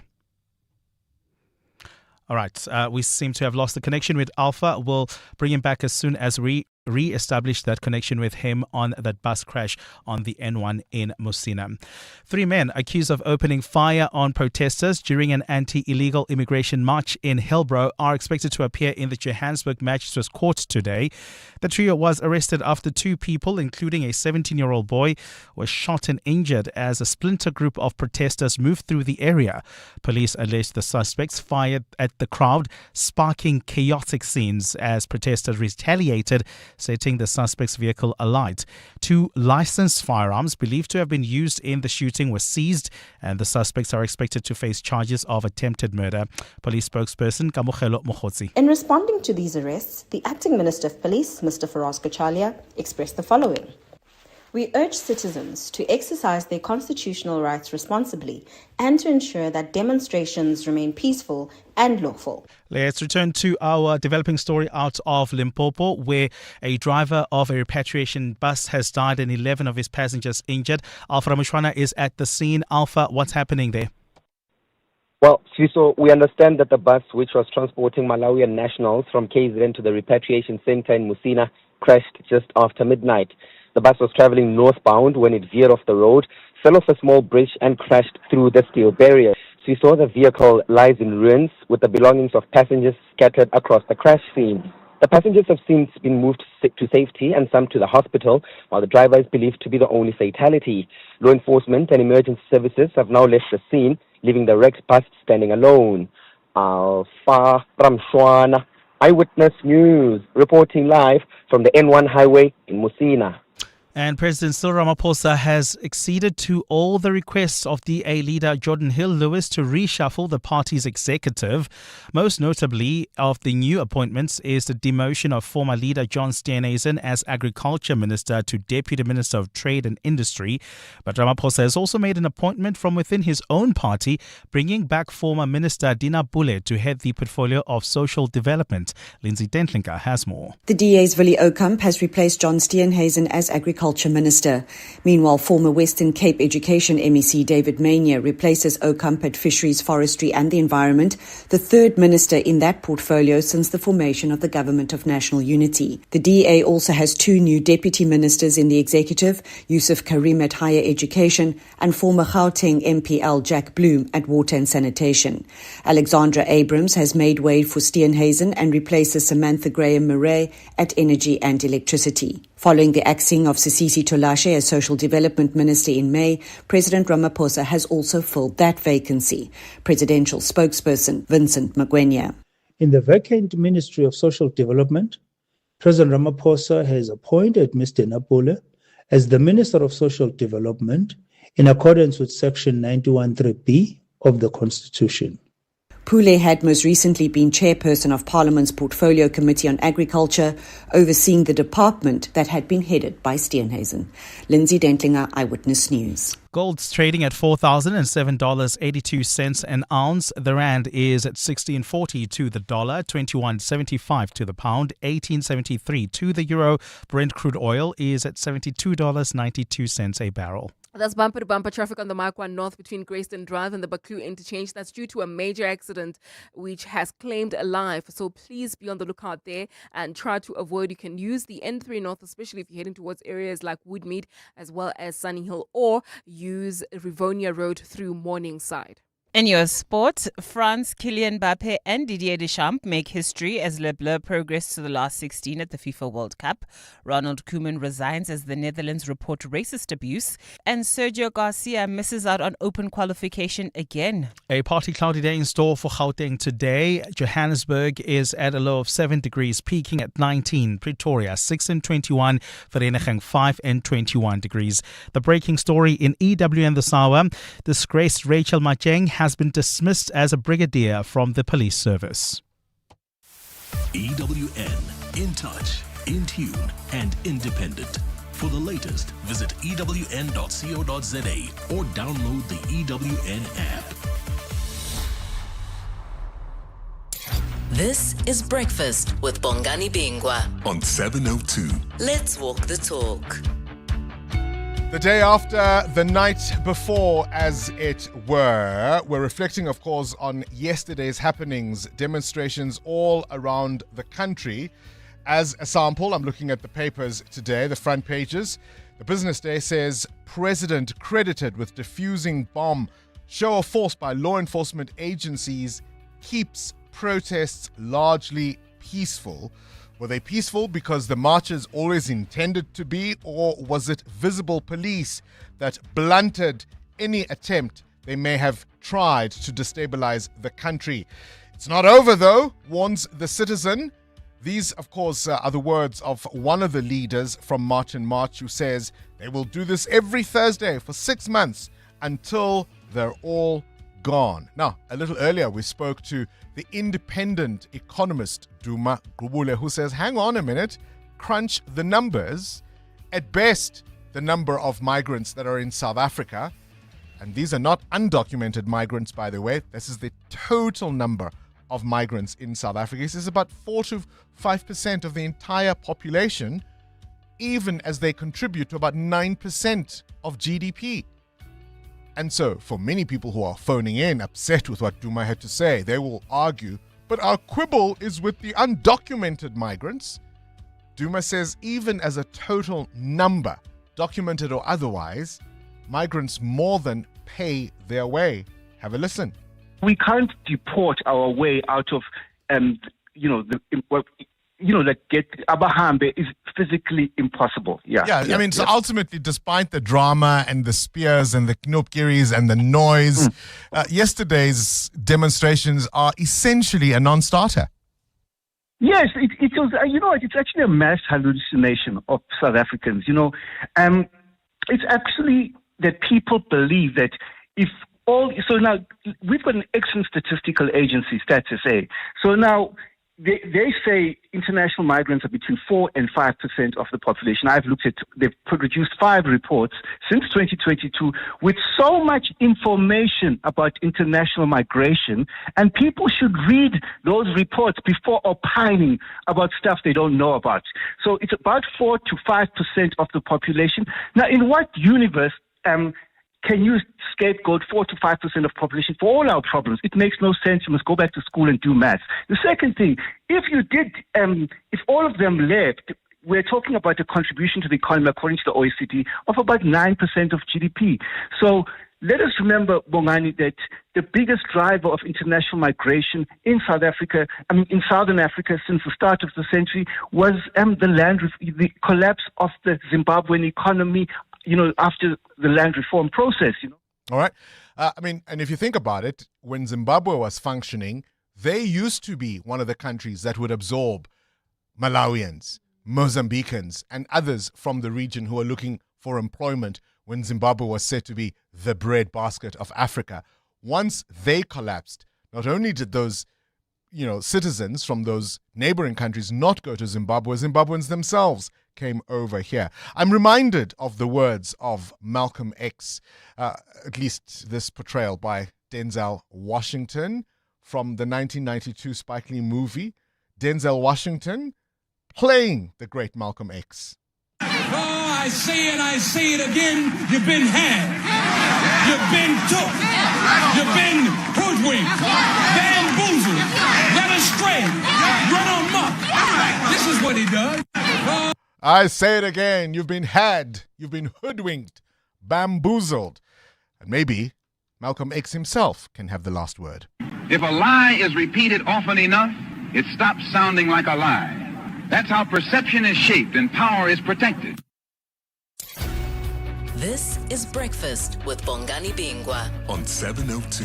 Let's walk the talk. 11 after 8, Kabazela wants to know, do you take birthday leave? Is that even a thing for you? Muteo Haripe, on your birthday, must you be at home with the kids? Yeah, that's something that's just happened in my career.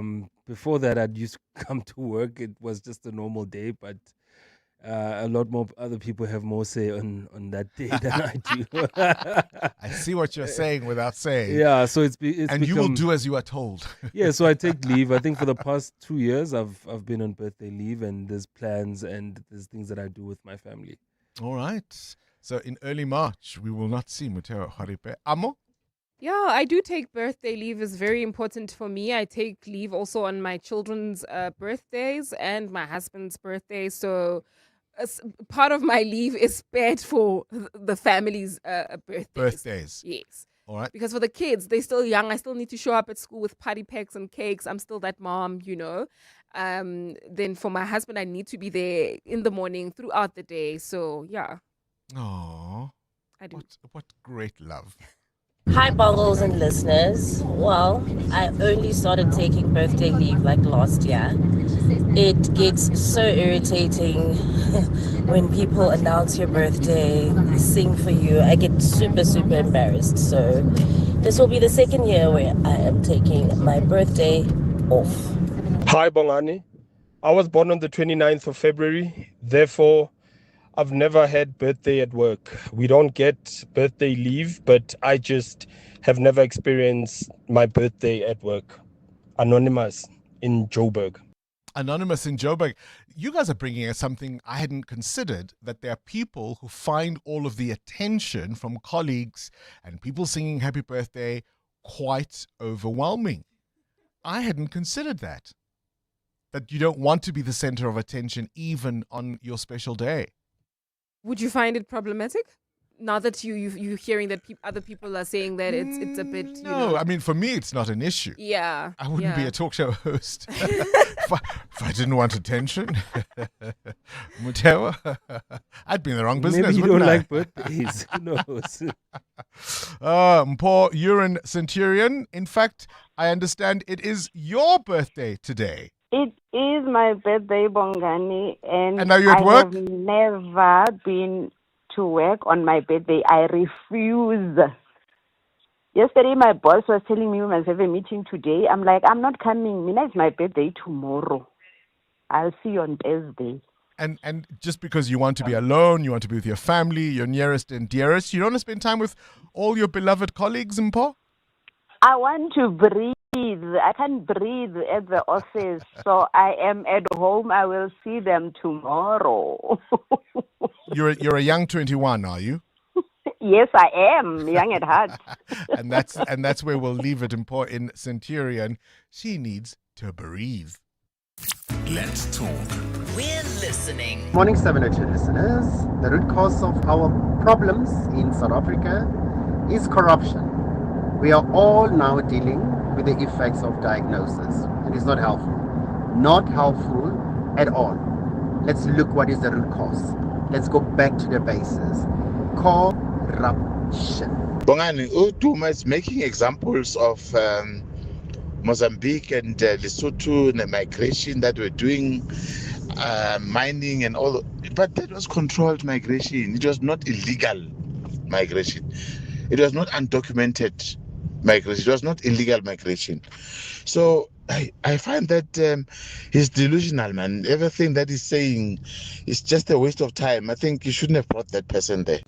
Bongo 702 lenders, good morning. The issue of illegal immigrants or illegal foreigners, it's a big one. And I hear emotions going up and down, people calling. For me, really, like you have mentioned, the cost of it, why are we here, is where we're supposed to start. Because we've allowed it for so many years. I mean, I can't remember anyone who went to Botswana, stayed there without any formal documentation. So why have we allowed it to get to this point? And also, if they are leaving now, why do we think they may not come back? You know, because they're used to this life and they know the corners and they know everything. What is it that we're going to do to ensure that they do not come back if they're really gone? That's just what I'm thinking about. So the cost of it and also the solution for this problem not to come back to us again. That's just all what I've been thinking about. But yes, guys, thanks for a great show, Shadi Kempton Park. You know what I'm thinking? How lucky is this government? And I'm going to be specific. How lucky is the ANC, hey? Remember when we played with those tennis balls as kids playing on the street and you had to move? It was almost like a kind of baseball without the bats though, right? And you would throw the ball and if you were out of your base, you would be out, right? And those who could jump high, dodging the ball was quite a skill, right? I think the ANC have become excellent at dodging the ball because now the focus is on this migration issue. And everyone who has sent us a WhatsApp voice note this morning disagreeing with Duma Qubule, none of them have been able to say by their assessment, because they want to dismiss what Stats SA is telling us, nobody's been able to say this is the number of undocumented migrants. We know it for sure. And we can therefore make a fact-based argument on how they are a challenge to this economy. None of them have even given that number. Because remember, the issue all along has been, we're not fighting about migrants per se. We're fighting the undocumented ones. Well, how many are there? How then can you determine their impact if you don't even know how many there might be? And the people whose failures have led us here keep dodging the ball. How lucky. Good morning, Bongani. Disclaimer, I don't agree with much of what you say. But I listen to you for that specific reason. I like to be challenged. I don't like being around people who agree with me all the time. So you challenge me each and every morning. And on this topic of the immigration crisis, stay on it, my brother. Speak the truth. The sooner we raise a mirror to ourselves and South Africans, we'll be able to solve real issues. Thank you, Bongani. This is Kechi from Ekurhuleni. EWN Traffic. Well, everyone always agrees with Amo Ramila, that's for sure. There's congestion on the M1 North, Amo? Yeah, that's correct, Bongani. Due to that major accident seen right near the Baku interchange, delays from, at this moment, College Drive leaving Melrose. So please be on the lookout there and expect about a 20-minute hold-up. Inner city area routes are also heavily backed up. Grayston Drive, Catherine Street, along with Marlborough Drive. But if you want to avoid this congestion, please try to use the N3 North into Woodmead as well as Rivonia Road towards areas like Sunny Hill. More updates coming up. Stay tuned. There's more EWN on air, online, and on the EWN app. Every small business that dares to disrupt the industry deserves a shot at leveling up. Thanks to Nedbank Business Ignite on 702.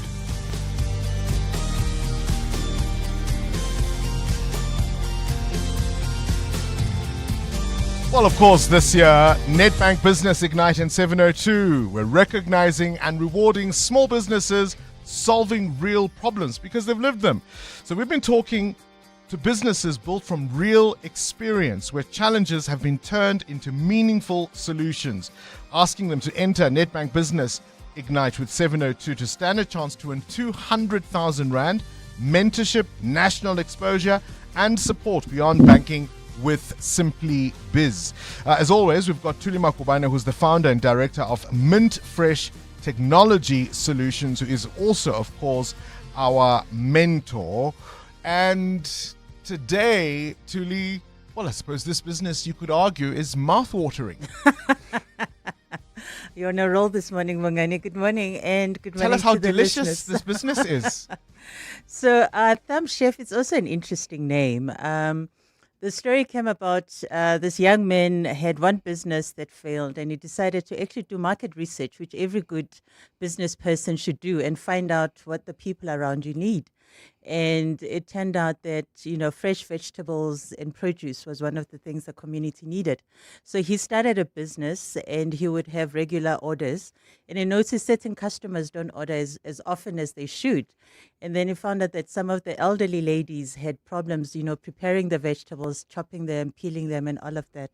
And that's where the idea of actually peeling the vegetables and selling them pre-packaged actually came about. And that was the start. And then now he sells to retailers. So, maybe you've bought his vegetables at without a retail. even knowing it. Well, let's speak to the man behind the idea.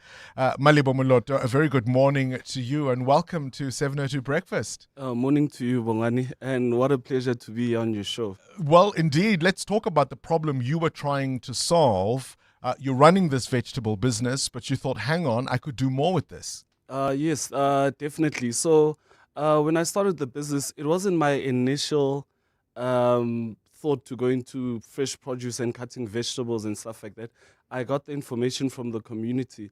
So me getting into the supermarket really catapulted my business because I went from starting the business with only having 250 in my bank account to being able to supply a couple of Spars and Pick and Pays with my vegetables, and currently also doing some salads like acha, which I bought for you. Okay. Yeah.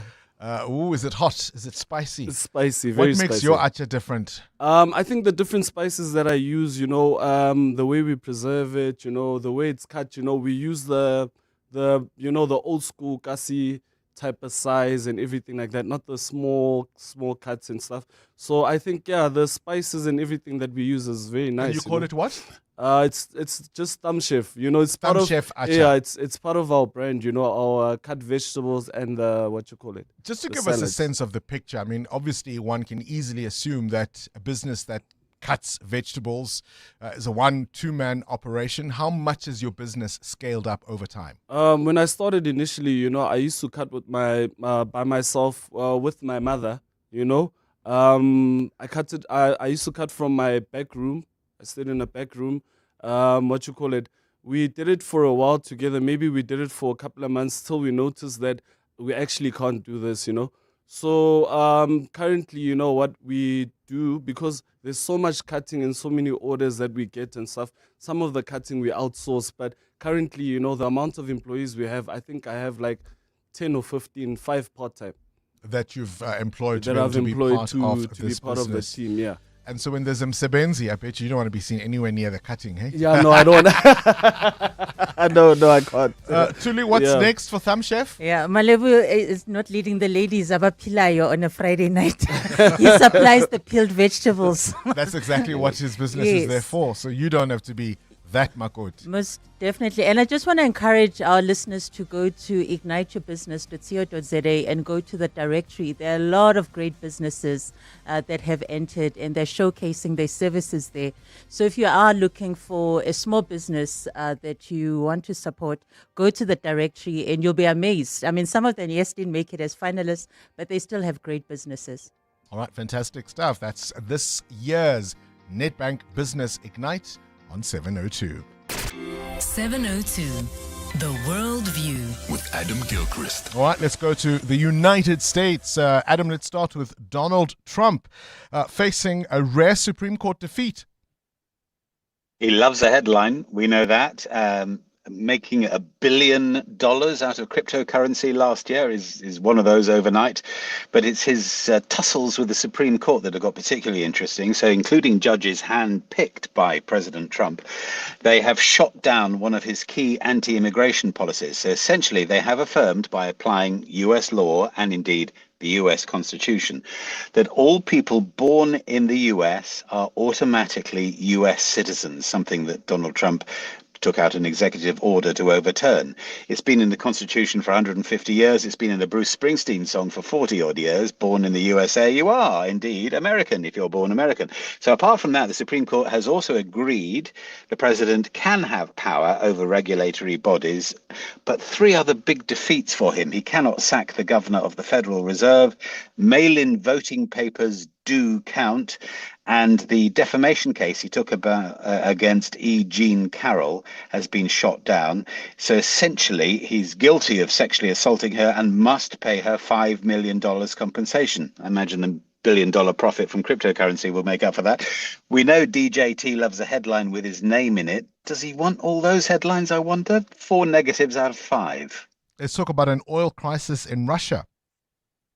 Yeah, caused by the war with Ukraine. So number one, there's a strain on supplies because, of course, there's a lot of fuel that's having to go to power the aeroplanes and the tanks and the other things that Russia is using against Ukraine, but also because Ukraine itself is targeting Russian refineries and oil depots.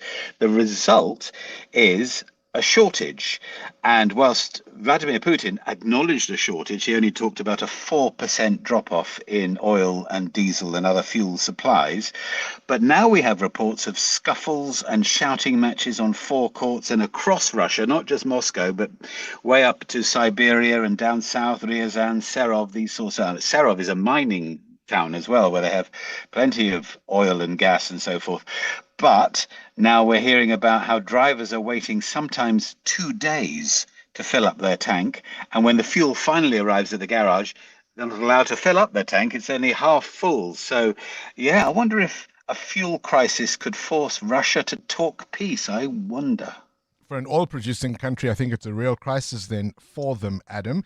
Let's go to Malaysia now. It's fruity, but is it tooty? So we're talking the durian fruit. Have you ever tasted the durian bongs? I can't say I have, Adam. I can't say I have. No, I haven't. It's a rare treat, I'm told. Let's call it an acquired taste, otherwise known as the taste of vomit.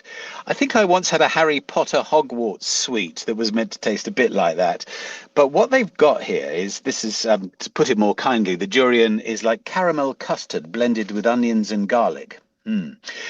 It's a very sought-after fruit, very expensive, at least it has been until now. So what happened was a decade or so ago, farmers in Malaysia cut down their palm oil trees and their rubber trees, and they decided they would grow durians because the prices were so high, and China in particular couldn't get enough of them, but also Singapore. So lots of people wanted to buy them. But so many farmers have produced them, and it's been such a good year for durians, suddenly the prices have plummeted. And in some cases, fruit sellers in Singapore and China are giving away the durian for free. So a classic boom and bust in a sort of prickly and pungent form. It happened with tulips in Holland, famously. It's happened with vanilla, tea, coffee, spices. Now the durian is in boom and bust. It's enough to make one think about other things, Adam, but this is Breakfast Radio. Perhaps I shall exercise restraint. That's this morning's Worldview. EWN Business. Right, let's talk ABSA shares. A little down after a week trading update. Matteo, what's going on? Yeah, ABSA Group share price slid almost 7% on the JSE after a weak trading update to shareholders. The lower profit expectations saw the Red Bank lose some 14 billion rand from its market cap. ABSA has lowered its growth expectations for its three largest markets, with the Big Four banks seeing minimal revenue growth. The bank expects a strong domestic performance here in South Africa, but its rest of Africa business is expected to suffer, negatively impacted by margin compression and a stronger rand. Now, margin compression in banking is the shrinking gap between the interest banks earn on loans and the interest they pay out on deposits. In a trading update for the 6 months of the year, ABSA said the Middle East conflict increased global inflation expectations and also dampened local GDP growth. And let's talk about inflation numbers.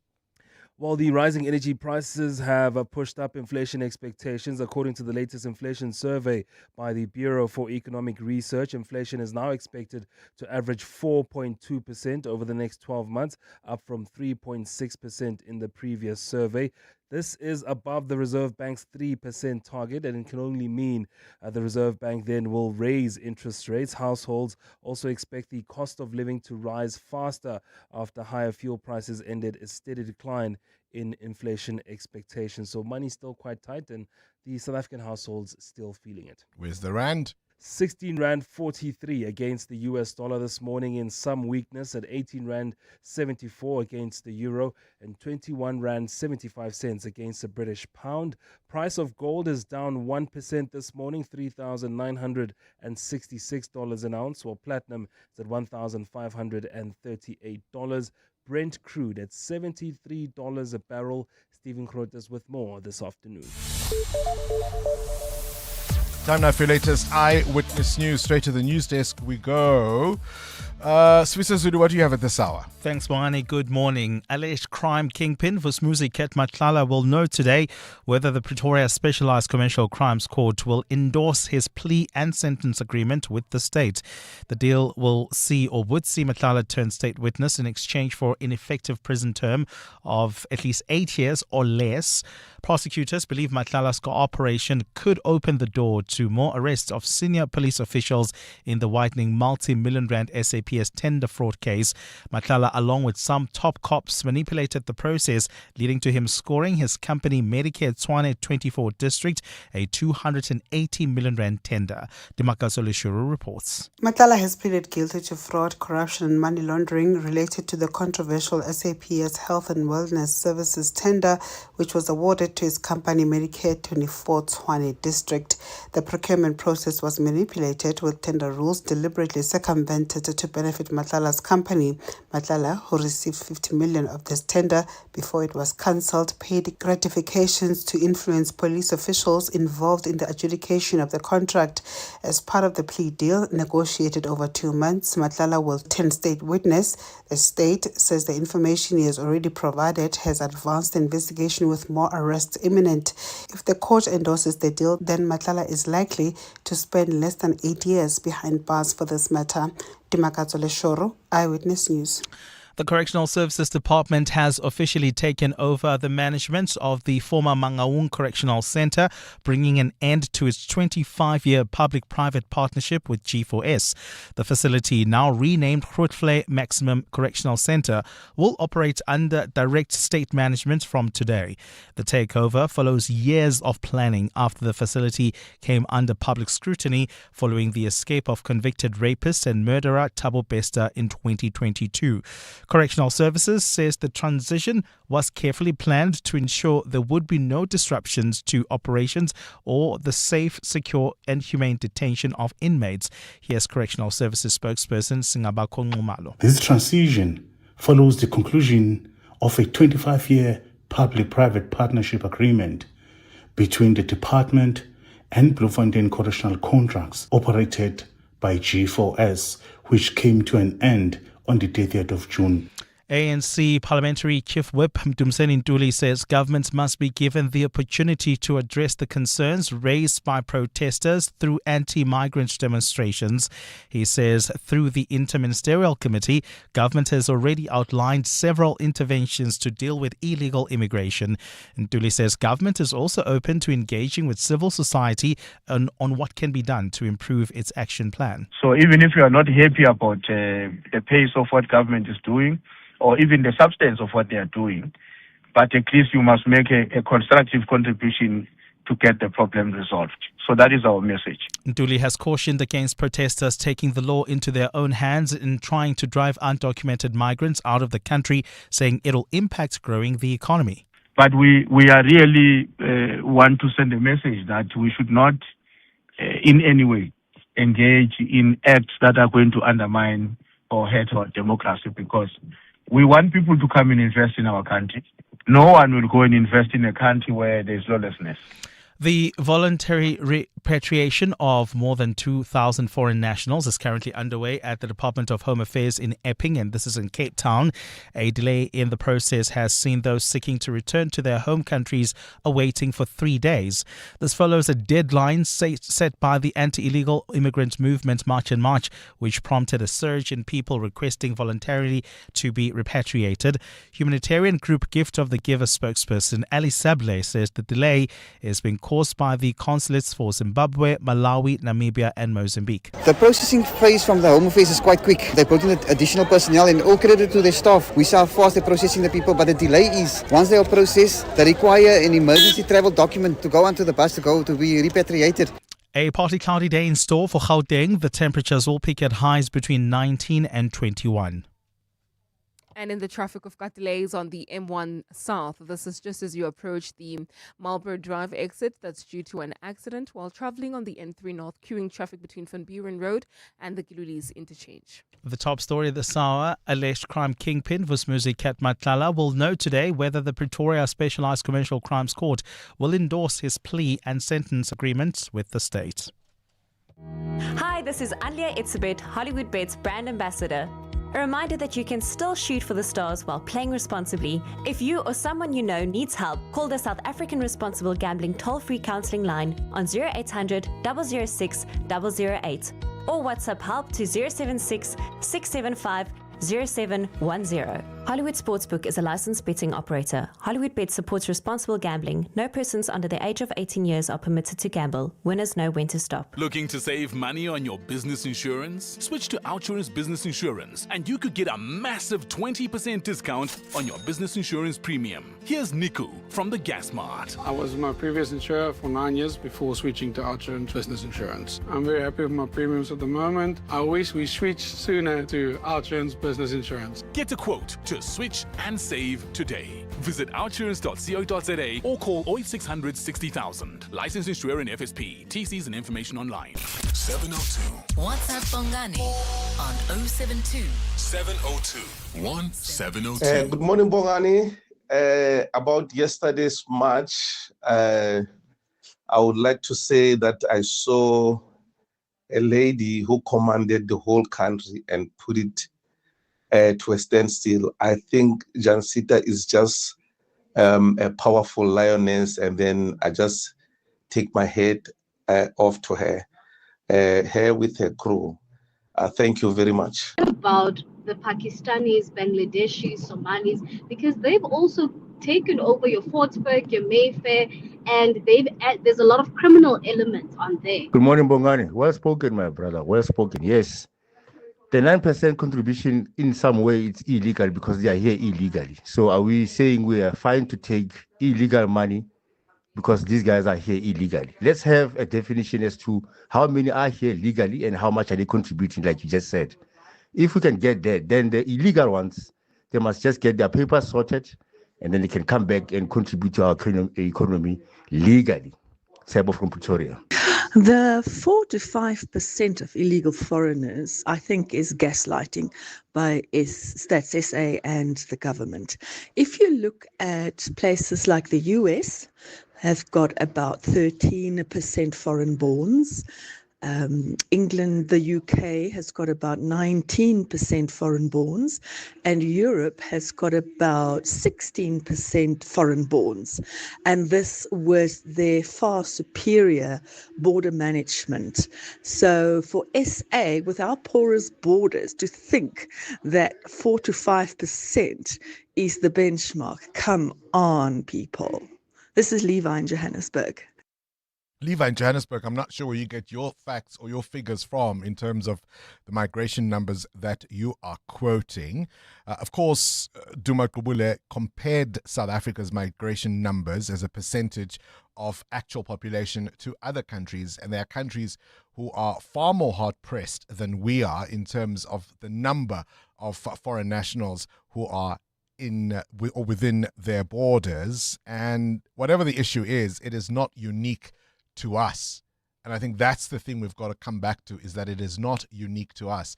A lot of emotions, a lot of feelings, but not very many facts quite often. EWN Sport. All right, let's get straight into the world of sport. Tolekele Mganga, Bafana. I think that South African fans will be a lot kinder following developments since our exit. We were the first, of course, to be booted out of this round of the tournament. But now that we are here and seeing some other big names also exit, we're not so bad. People will be kinder. So People will be kinder to our team. Absolutely, Bongani. And they'll return home tomorrow morning following a historic FIFA World Cup campaign that saw them progress to the round of 32. Relebohile Mofokeng is not expected to return with the team. That's amid reports that he's in Belgium to complete a deal to join Royal Union Saint-Gilloise. For the teams that are still at the tournament, 3 more round of 32 games are scheduled today, including Senegal up against Belgium, while England take out DR Congo. Thomas Tuchel has a right-back selection headache to contend with Reece James and Jarrell Kwanzaa both having suffered injuries. You have injuries. It's not worth to be too long upset about it and focus on the problem. You find solution. This is team sport. We would love to have Reece with us. We would love to have Jarrell with us, but they're injured at the moment. So other players will step up, and we will push this over the line tomorrow as a team, no matter what happens. Results from overnight saw France, Norway and Mexico book their spots in the last 16 at the expense of Sweden, Ivory Coast and Ecuador, respectively. It was a historic result for Le Bleu, who became the first team to score 3 goals or more in 5 straight tournament games, while their coach Didier Deschamps has now notched a record 9th knockout stage victory. Switching to Wimbledon, where Iga Swiatek made an emotional return to SW19 and then survived a scare as she started her title defense with a 6-1, 2-6 and 6-3 win over Taylor Townsend. Swiatek hasn't reached the semi-finals of a Grand Slam since winning the grass court major last year. The whole process of opening the court and playing as a defending champion is for sure really emotional. And last year probably the most amazing thing in my tennis career happened here. So I felt it also today. It was a mix of different emotions, but overall I'm happy that I got the win and I can have another chance to play on this court. There were round 1 wins for Elena Rybakina, Madison Keys and Alex Zverev, but Ben Shelton and Serena Williams fell at the first hurdle. Selected players in action today include Jannik Sinner, Novak Djokovic, Naomi Osaka and Irina Sabalenka. Switching over to the T20 World Cup, where all-rounder Elise Perry gave Australia an injury scare. That's before the final by retiring hurt during her side's dominant semi-final victory over the West Indies at the Oval. The Southern Stars will face one of South Africa or England in Sunday's finale, and Marazan Cup has looked ahead to Thursday's showdown at Lord's. It's usually a very flat wicket and outfield is extremely quick. So I think it'll be a high scoring game. So in that regard, it helps. But I mean, it's cricket. You can do all the planning in the world. You have to go out there and perform. Hopefully our best is yet to come. We've been putting in the hard work. All the girls have been working hard. So hopefully we can rock up on Thursday and just give it our best. I mean, the boys did well at Lord's. Do you think we can do the same against England? I think we can. The fact that the players know that they still have more to give is a good sign. But I'm hoping that thing where we're going, we can still find another level, but then we run out of games because the tournament is about to end. Yeah. But I'm confident. And this time around, I'm hoping that once we beat England and then Australia, we are all at ease. And then the players can mentally unlock another level for themselves, because 3 finals, we need to show something for it at this point. Tolekele Mganga, Eyewitness News Sport. EWN 17 to 9, let's catch up with the roads, wrapping up the morning traffic. Amo, that congestion on the M1 North, has that eased a bit? No, not at all, Bongani. We still have got queuing traffic coming out of College Drive towards the Baku interchange, about a 20-minute hold up there.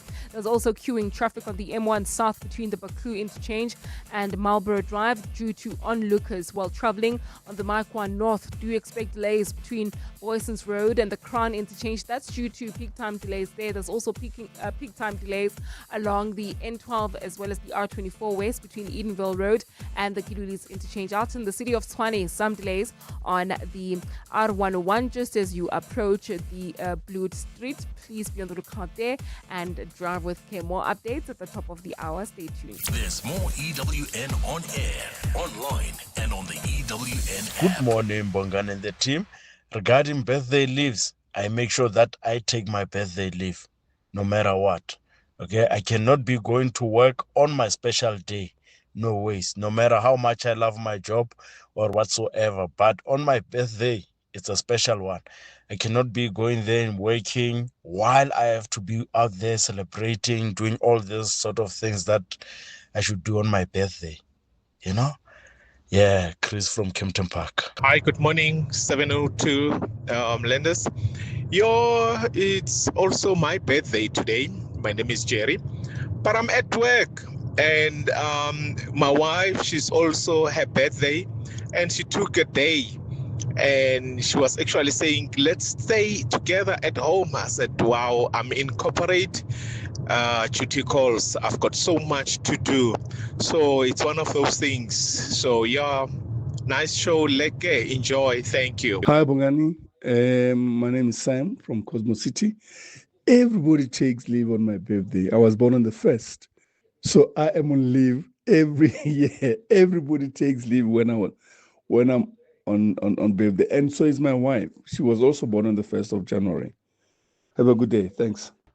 We're talking birthday leave. Do you take it? Are you one of those who gets overwhelmed with all the attention from your colleagues, the songs, the birthday cakes, the celebrations, and you just want some peace and quiet? Is it a special day with your nearest and dearest?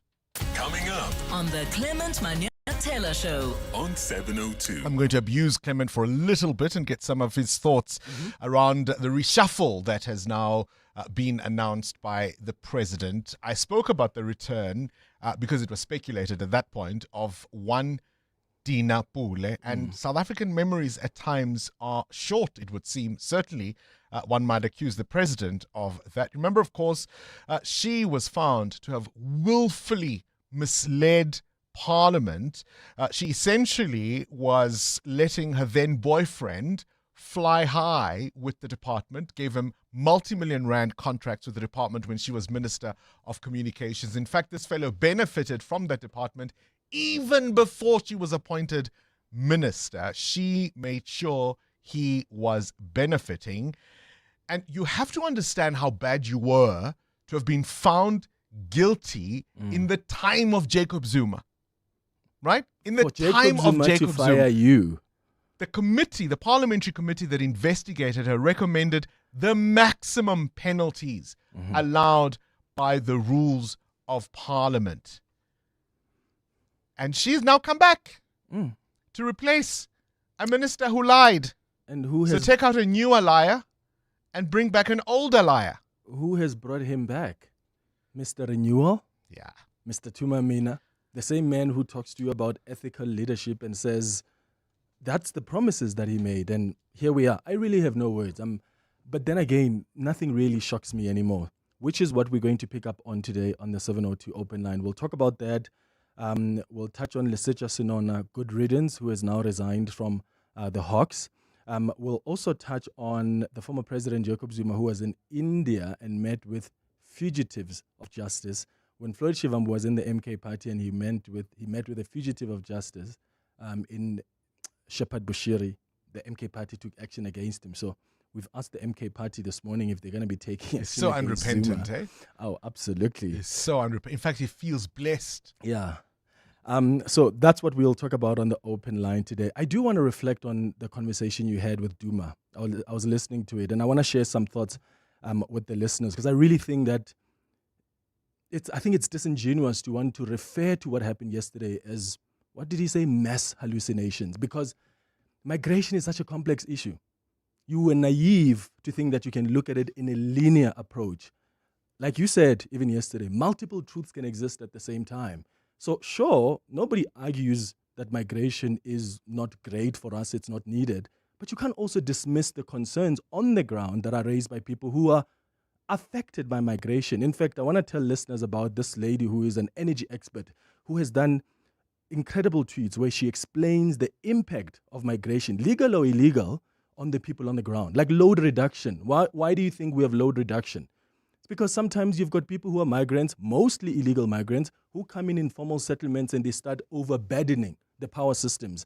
Now, a local can't even have electricity because there's a power station that's exploded. Yeah, but that would be one of the reasons, not the only reason, certainly not even the main reason. The difficulty around this, Clement, is that the goalposts keep shifting.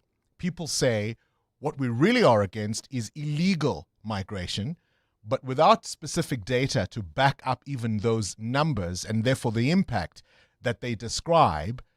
That's what we have to be careful about, particularly in a context where there are those who would abuse people who have, as you say, real concerns and try to push them or a particular narrative in a particular direction. I think that's what we have to be careful But of. we've looked at all the different sides. That's my point I'm making. Yesterday, we took time to look at the positives, the negatives, what the protesters are doing well, wrong or right, but also the genuine concerns people have and how it does impact on people on the ground, illegal migration. He misses that point. I don't think he gets it. That's why he characterizes that even as mass hallucinations, because to him, it's a linear approach of migration is great for the country. But migration is a complex thing. You can't want to look at it in that way. Read his Business Day piece that formed I the read it basis of our yesterday. conversation. I read it yesterday. don't think he's saying it's as simple as that. Well, then why is he not acknowledging what is a genuine concern that's also being raised by people who protested yesterday? Not once did you do that in your interview this morning. I don't think it's just about a genuine concern. But he's missing that aspect. It's not just one thing, it's different things, and he's focusing on one. Why is he not focusing on those? He's focusing on the data. Yes, not but that's the emotions. one aspect of the data. Yes, what's but the other genuine aspect of the data? Emotion. Yeah, no, the other aspect of the data is that load reduction. I've just given you an example. There's an energy expert who's explained the impact of illegal migration on the power and electricity infrastructure in communities. Migration doesn't explain all load reduction. But, I agree. But more of that on Clement On the Manyetela Clement- show. oh, You've also got solely- 3 hours. Yes, You've got and 3 hours lastly, to just explain all of that on your show. After the news at 9 o'clock, we're going to speak to Paul Bowie, who is the CEO of Resolve Communication. Yes. So he's going to come and explain what they've been doing in the Democratic Alliance. Clement Manyetela between 9 and 12. It's that time of the year. Sore throats, congestion, wet and dry coughs, pain and fever. For trusted relief for you and your family, ask your pharmacist to recommend a winter survival pack from the Adcock Ingram OTC range. With products like Medikil A, Expigen, Corenza Paracy, Adco Napamol, Dilinct Junior and more, we have you covered this winter. Remember, Adcock Ingram OTC, sponsors of Brave. Joburg is more than just a city, it's a vibrant energy connecting all of us.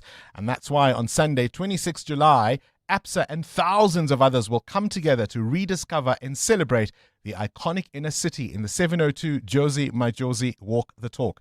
Join the movement with APSA and enter the 702 Josie My Josie Walk the Talk before the tickets run out. Secure your tickets at 702walkthetalk.co.za or primemediaplus.com. Josie, APSA sees you. Asambe. APSA is an authorized financial services and registered credit provider. Terms and conditions apply. This is Breakfast with Bongani Bingwa on 702. Let's walk the talk. It is, of course, a Wednesday, and it's time for Corporates That Care. Today, we're joined by Mariki Haywood, who is the Chief Marketing Officer for Lotterland. She's speaking to us from our Cape Town studios. A very good morning to you, and welcome to 702 Breakfast, Mariki. Thank you. Good morning. Do tell us, this is always my question when we start this conversation, why are you a corporate that cares? So we started a program in 2021 with Dankie Lotterland. And what happened was we launched the brand and we're supposed to go and do massive acquisitions campaigns in 2021. And we all know what happened in 2021. That was right after the pandemic. And South Africa really, really battled, especially the NGOs, old age homes, little creches, soup kitchens. And we started a TV show that really goes out to these organizations and fund them and help them. This was a very, very good initiative. We then had 7 seasons of this TV show. That was over 90 episodes. So you can do the maths of how much we gave back. I think it was over 30 million rand that we gave back to South Africans in need. And through this program or TV show, we really traveled South Africa from top to bottom. And then the real need really hits. And we saw how towns are crumbling. So me currently living in Cape Town, we're living in this beautiful city. It's been awarded the most beautiful city in the world. But the moment you go to these small dorpies, you see how badly it's really going with these small towns. Yeah, I mean, you see the infrastructure, you see the state of the roads, even as you terrible. travel. Visible signs of unemployment, communities that have been completely blighted. So you guys started with Help a Dorp? That's it. So we went through these towns and we thought, how can we help these dorpies? The problem is you can't go in and just paint the roads or build the roads or fix the roads because you need municipality. They need to say, yes, let's do it. And we then saw the opportunity of there's people in these communities that drives projects. And then the light bulb went on, is we need to find these people and they find all the permissions with the municipalities and we help them. So we fund them. And that's where Help a Dorp started. So we're now in season 5. So hold on. So you're not coming as external parties and going to identify problems. You sit down with locals, you say, right, what issues have you as the residents of this dorpie identified? What are you trying to fix? Where can we help you fix your own problems? Exactly. So the towns actually enter their projects. We look at the projects, we look at the sustainability of the projects, and then for each TV show we choose 6 dorpies and then we help them. So we fund them. They are running, and it's beautiful to see how this is not only fixing problems or projects, but a community is standing together again. So for the first time, communities work together again. There's purpose. So all of a sudden there's purpose again. And they have got 8 weeks. So from when we enter, they have got 8 weeks. And then we come back after 8 weeks and we obviously film the final project. So it's a really win-win. The dorpies gets fantastic exposure because of the TV show. So now all of a sudden tourism kicks off. There's some new life that's going in. We had a dorpie called Voorisburg that after Lotterland visited them, their tourism spiked, the house prices spiked. So it was really just the fire starter. And then these community leaders and project leaders and the community itself take the project further. And when we leave, it just doesn't stop with that one project. They continue with more projects. So it's really just a beautiful, heartwarming feeling campaign that we're busy with. Can you tell us about some of the more heartwarming, as you say, some of the projects that you've specifically been involved in that made you stop? Oh, there's so many. And I promise you, every time I leave the project, there were tears. There were lots of tears. And the one that's really standing out is Kulini. It's in the Northwest province. And when we got the entry for this town, and what we do a lot of research. And we literally saw that this town is hanging on a thread.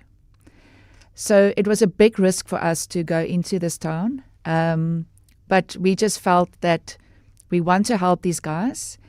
And we had a certain budget allocated to the town. And when we drove into the town and saw the state of the town, I literally immediately just doubled that budget. And for me, I wish I could have done more. But that was a town where the road infrastructure was terrible. The buildings were falling apart. The if you go down the main road in a town, and that's usually the lifeline of each town, is that exactly terrible. I mean, it was dirty. It was the roads was dongas. It wasn't roads. It was dongas that you have to go through with a 4x4, and I promise you, this town and the people came together, and what they have done was just incredible. It was absolutely incredible. So Kulini was a very good example of a lot of tears and beauty and just communities that's holding hands together and standing together. What were they able to do? So it was roads, infrastructure, just the painting of buildings. And in the beginning I thought, but paint and it's fading. But you know what a paint is doing to a town, and just adding color and fixing buildings. When I'm saying fixing buildings, it's putting up new roofs and windows. So just that makes a huge, huge difference. Then there was a dorpie called Senekal, and this project was a swimming pool, that the community swimming pool that they wanted to fix. And once again, you think, what does a swimming pool do and why? And then you actually see at the end of the day how this community swimming pool became the center point of town again. It brought the community together, and now all of a sudden the schools can start using the swimming pools. So now the farmers is not sending their kids to schools far away because it's got more sports facilities and swimming pools. But now, and a school is actually a very, very important part of a klein dorpie. So the moment the children and the farmers' children are going to other schools, that school is not getting the funding it needs. So now we're bringing back the funding to the town. And again, from a tourism perspective, Senekal got a lot of food traffic after the show. I would imagine 30 million rand invested so far with real, meaningful and measurable impact on the ground. Mareke Haywood, appreciate your time. Lottoland Chief Marketing Officer, a corporate that cares. 702. More than a radio station. Let's walk the talk. And that's all the time we have for you on 702 Breakfast. Expect more fireworks. The Clement Manyatela Show starts now. This is EWN. Good morning, I'm Sfiso Zulu. Disgraced Rachel Macheng has been dismissed as a brigadier from the police service. The SAP has confirmed that Macheng was dismissed yesterday following an internal disciplinary process. She was found guilty on multiple counts of serious misconduct from her relationship with alleged underworld figure Vusmuzi Kat Matlala. Matlala recently admitted to paying a senior police officer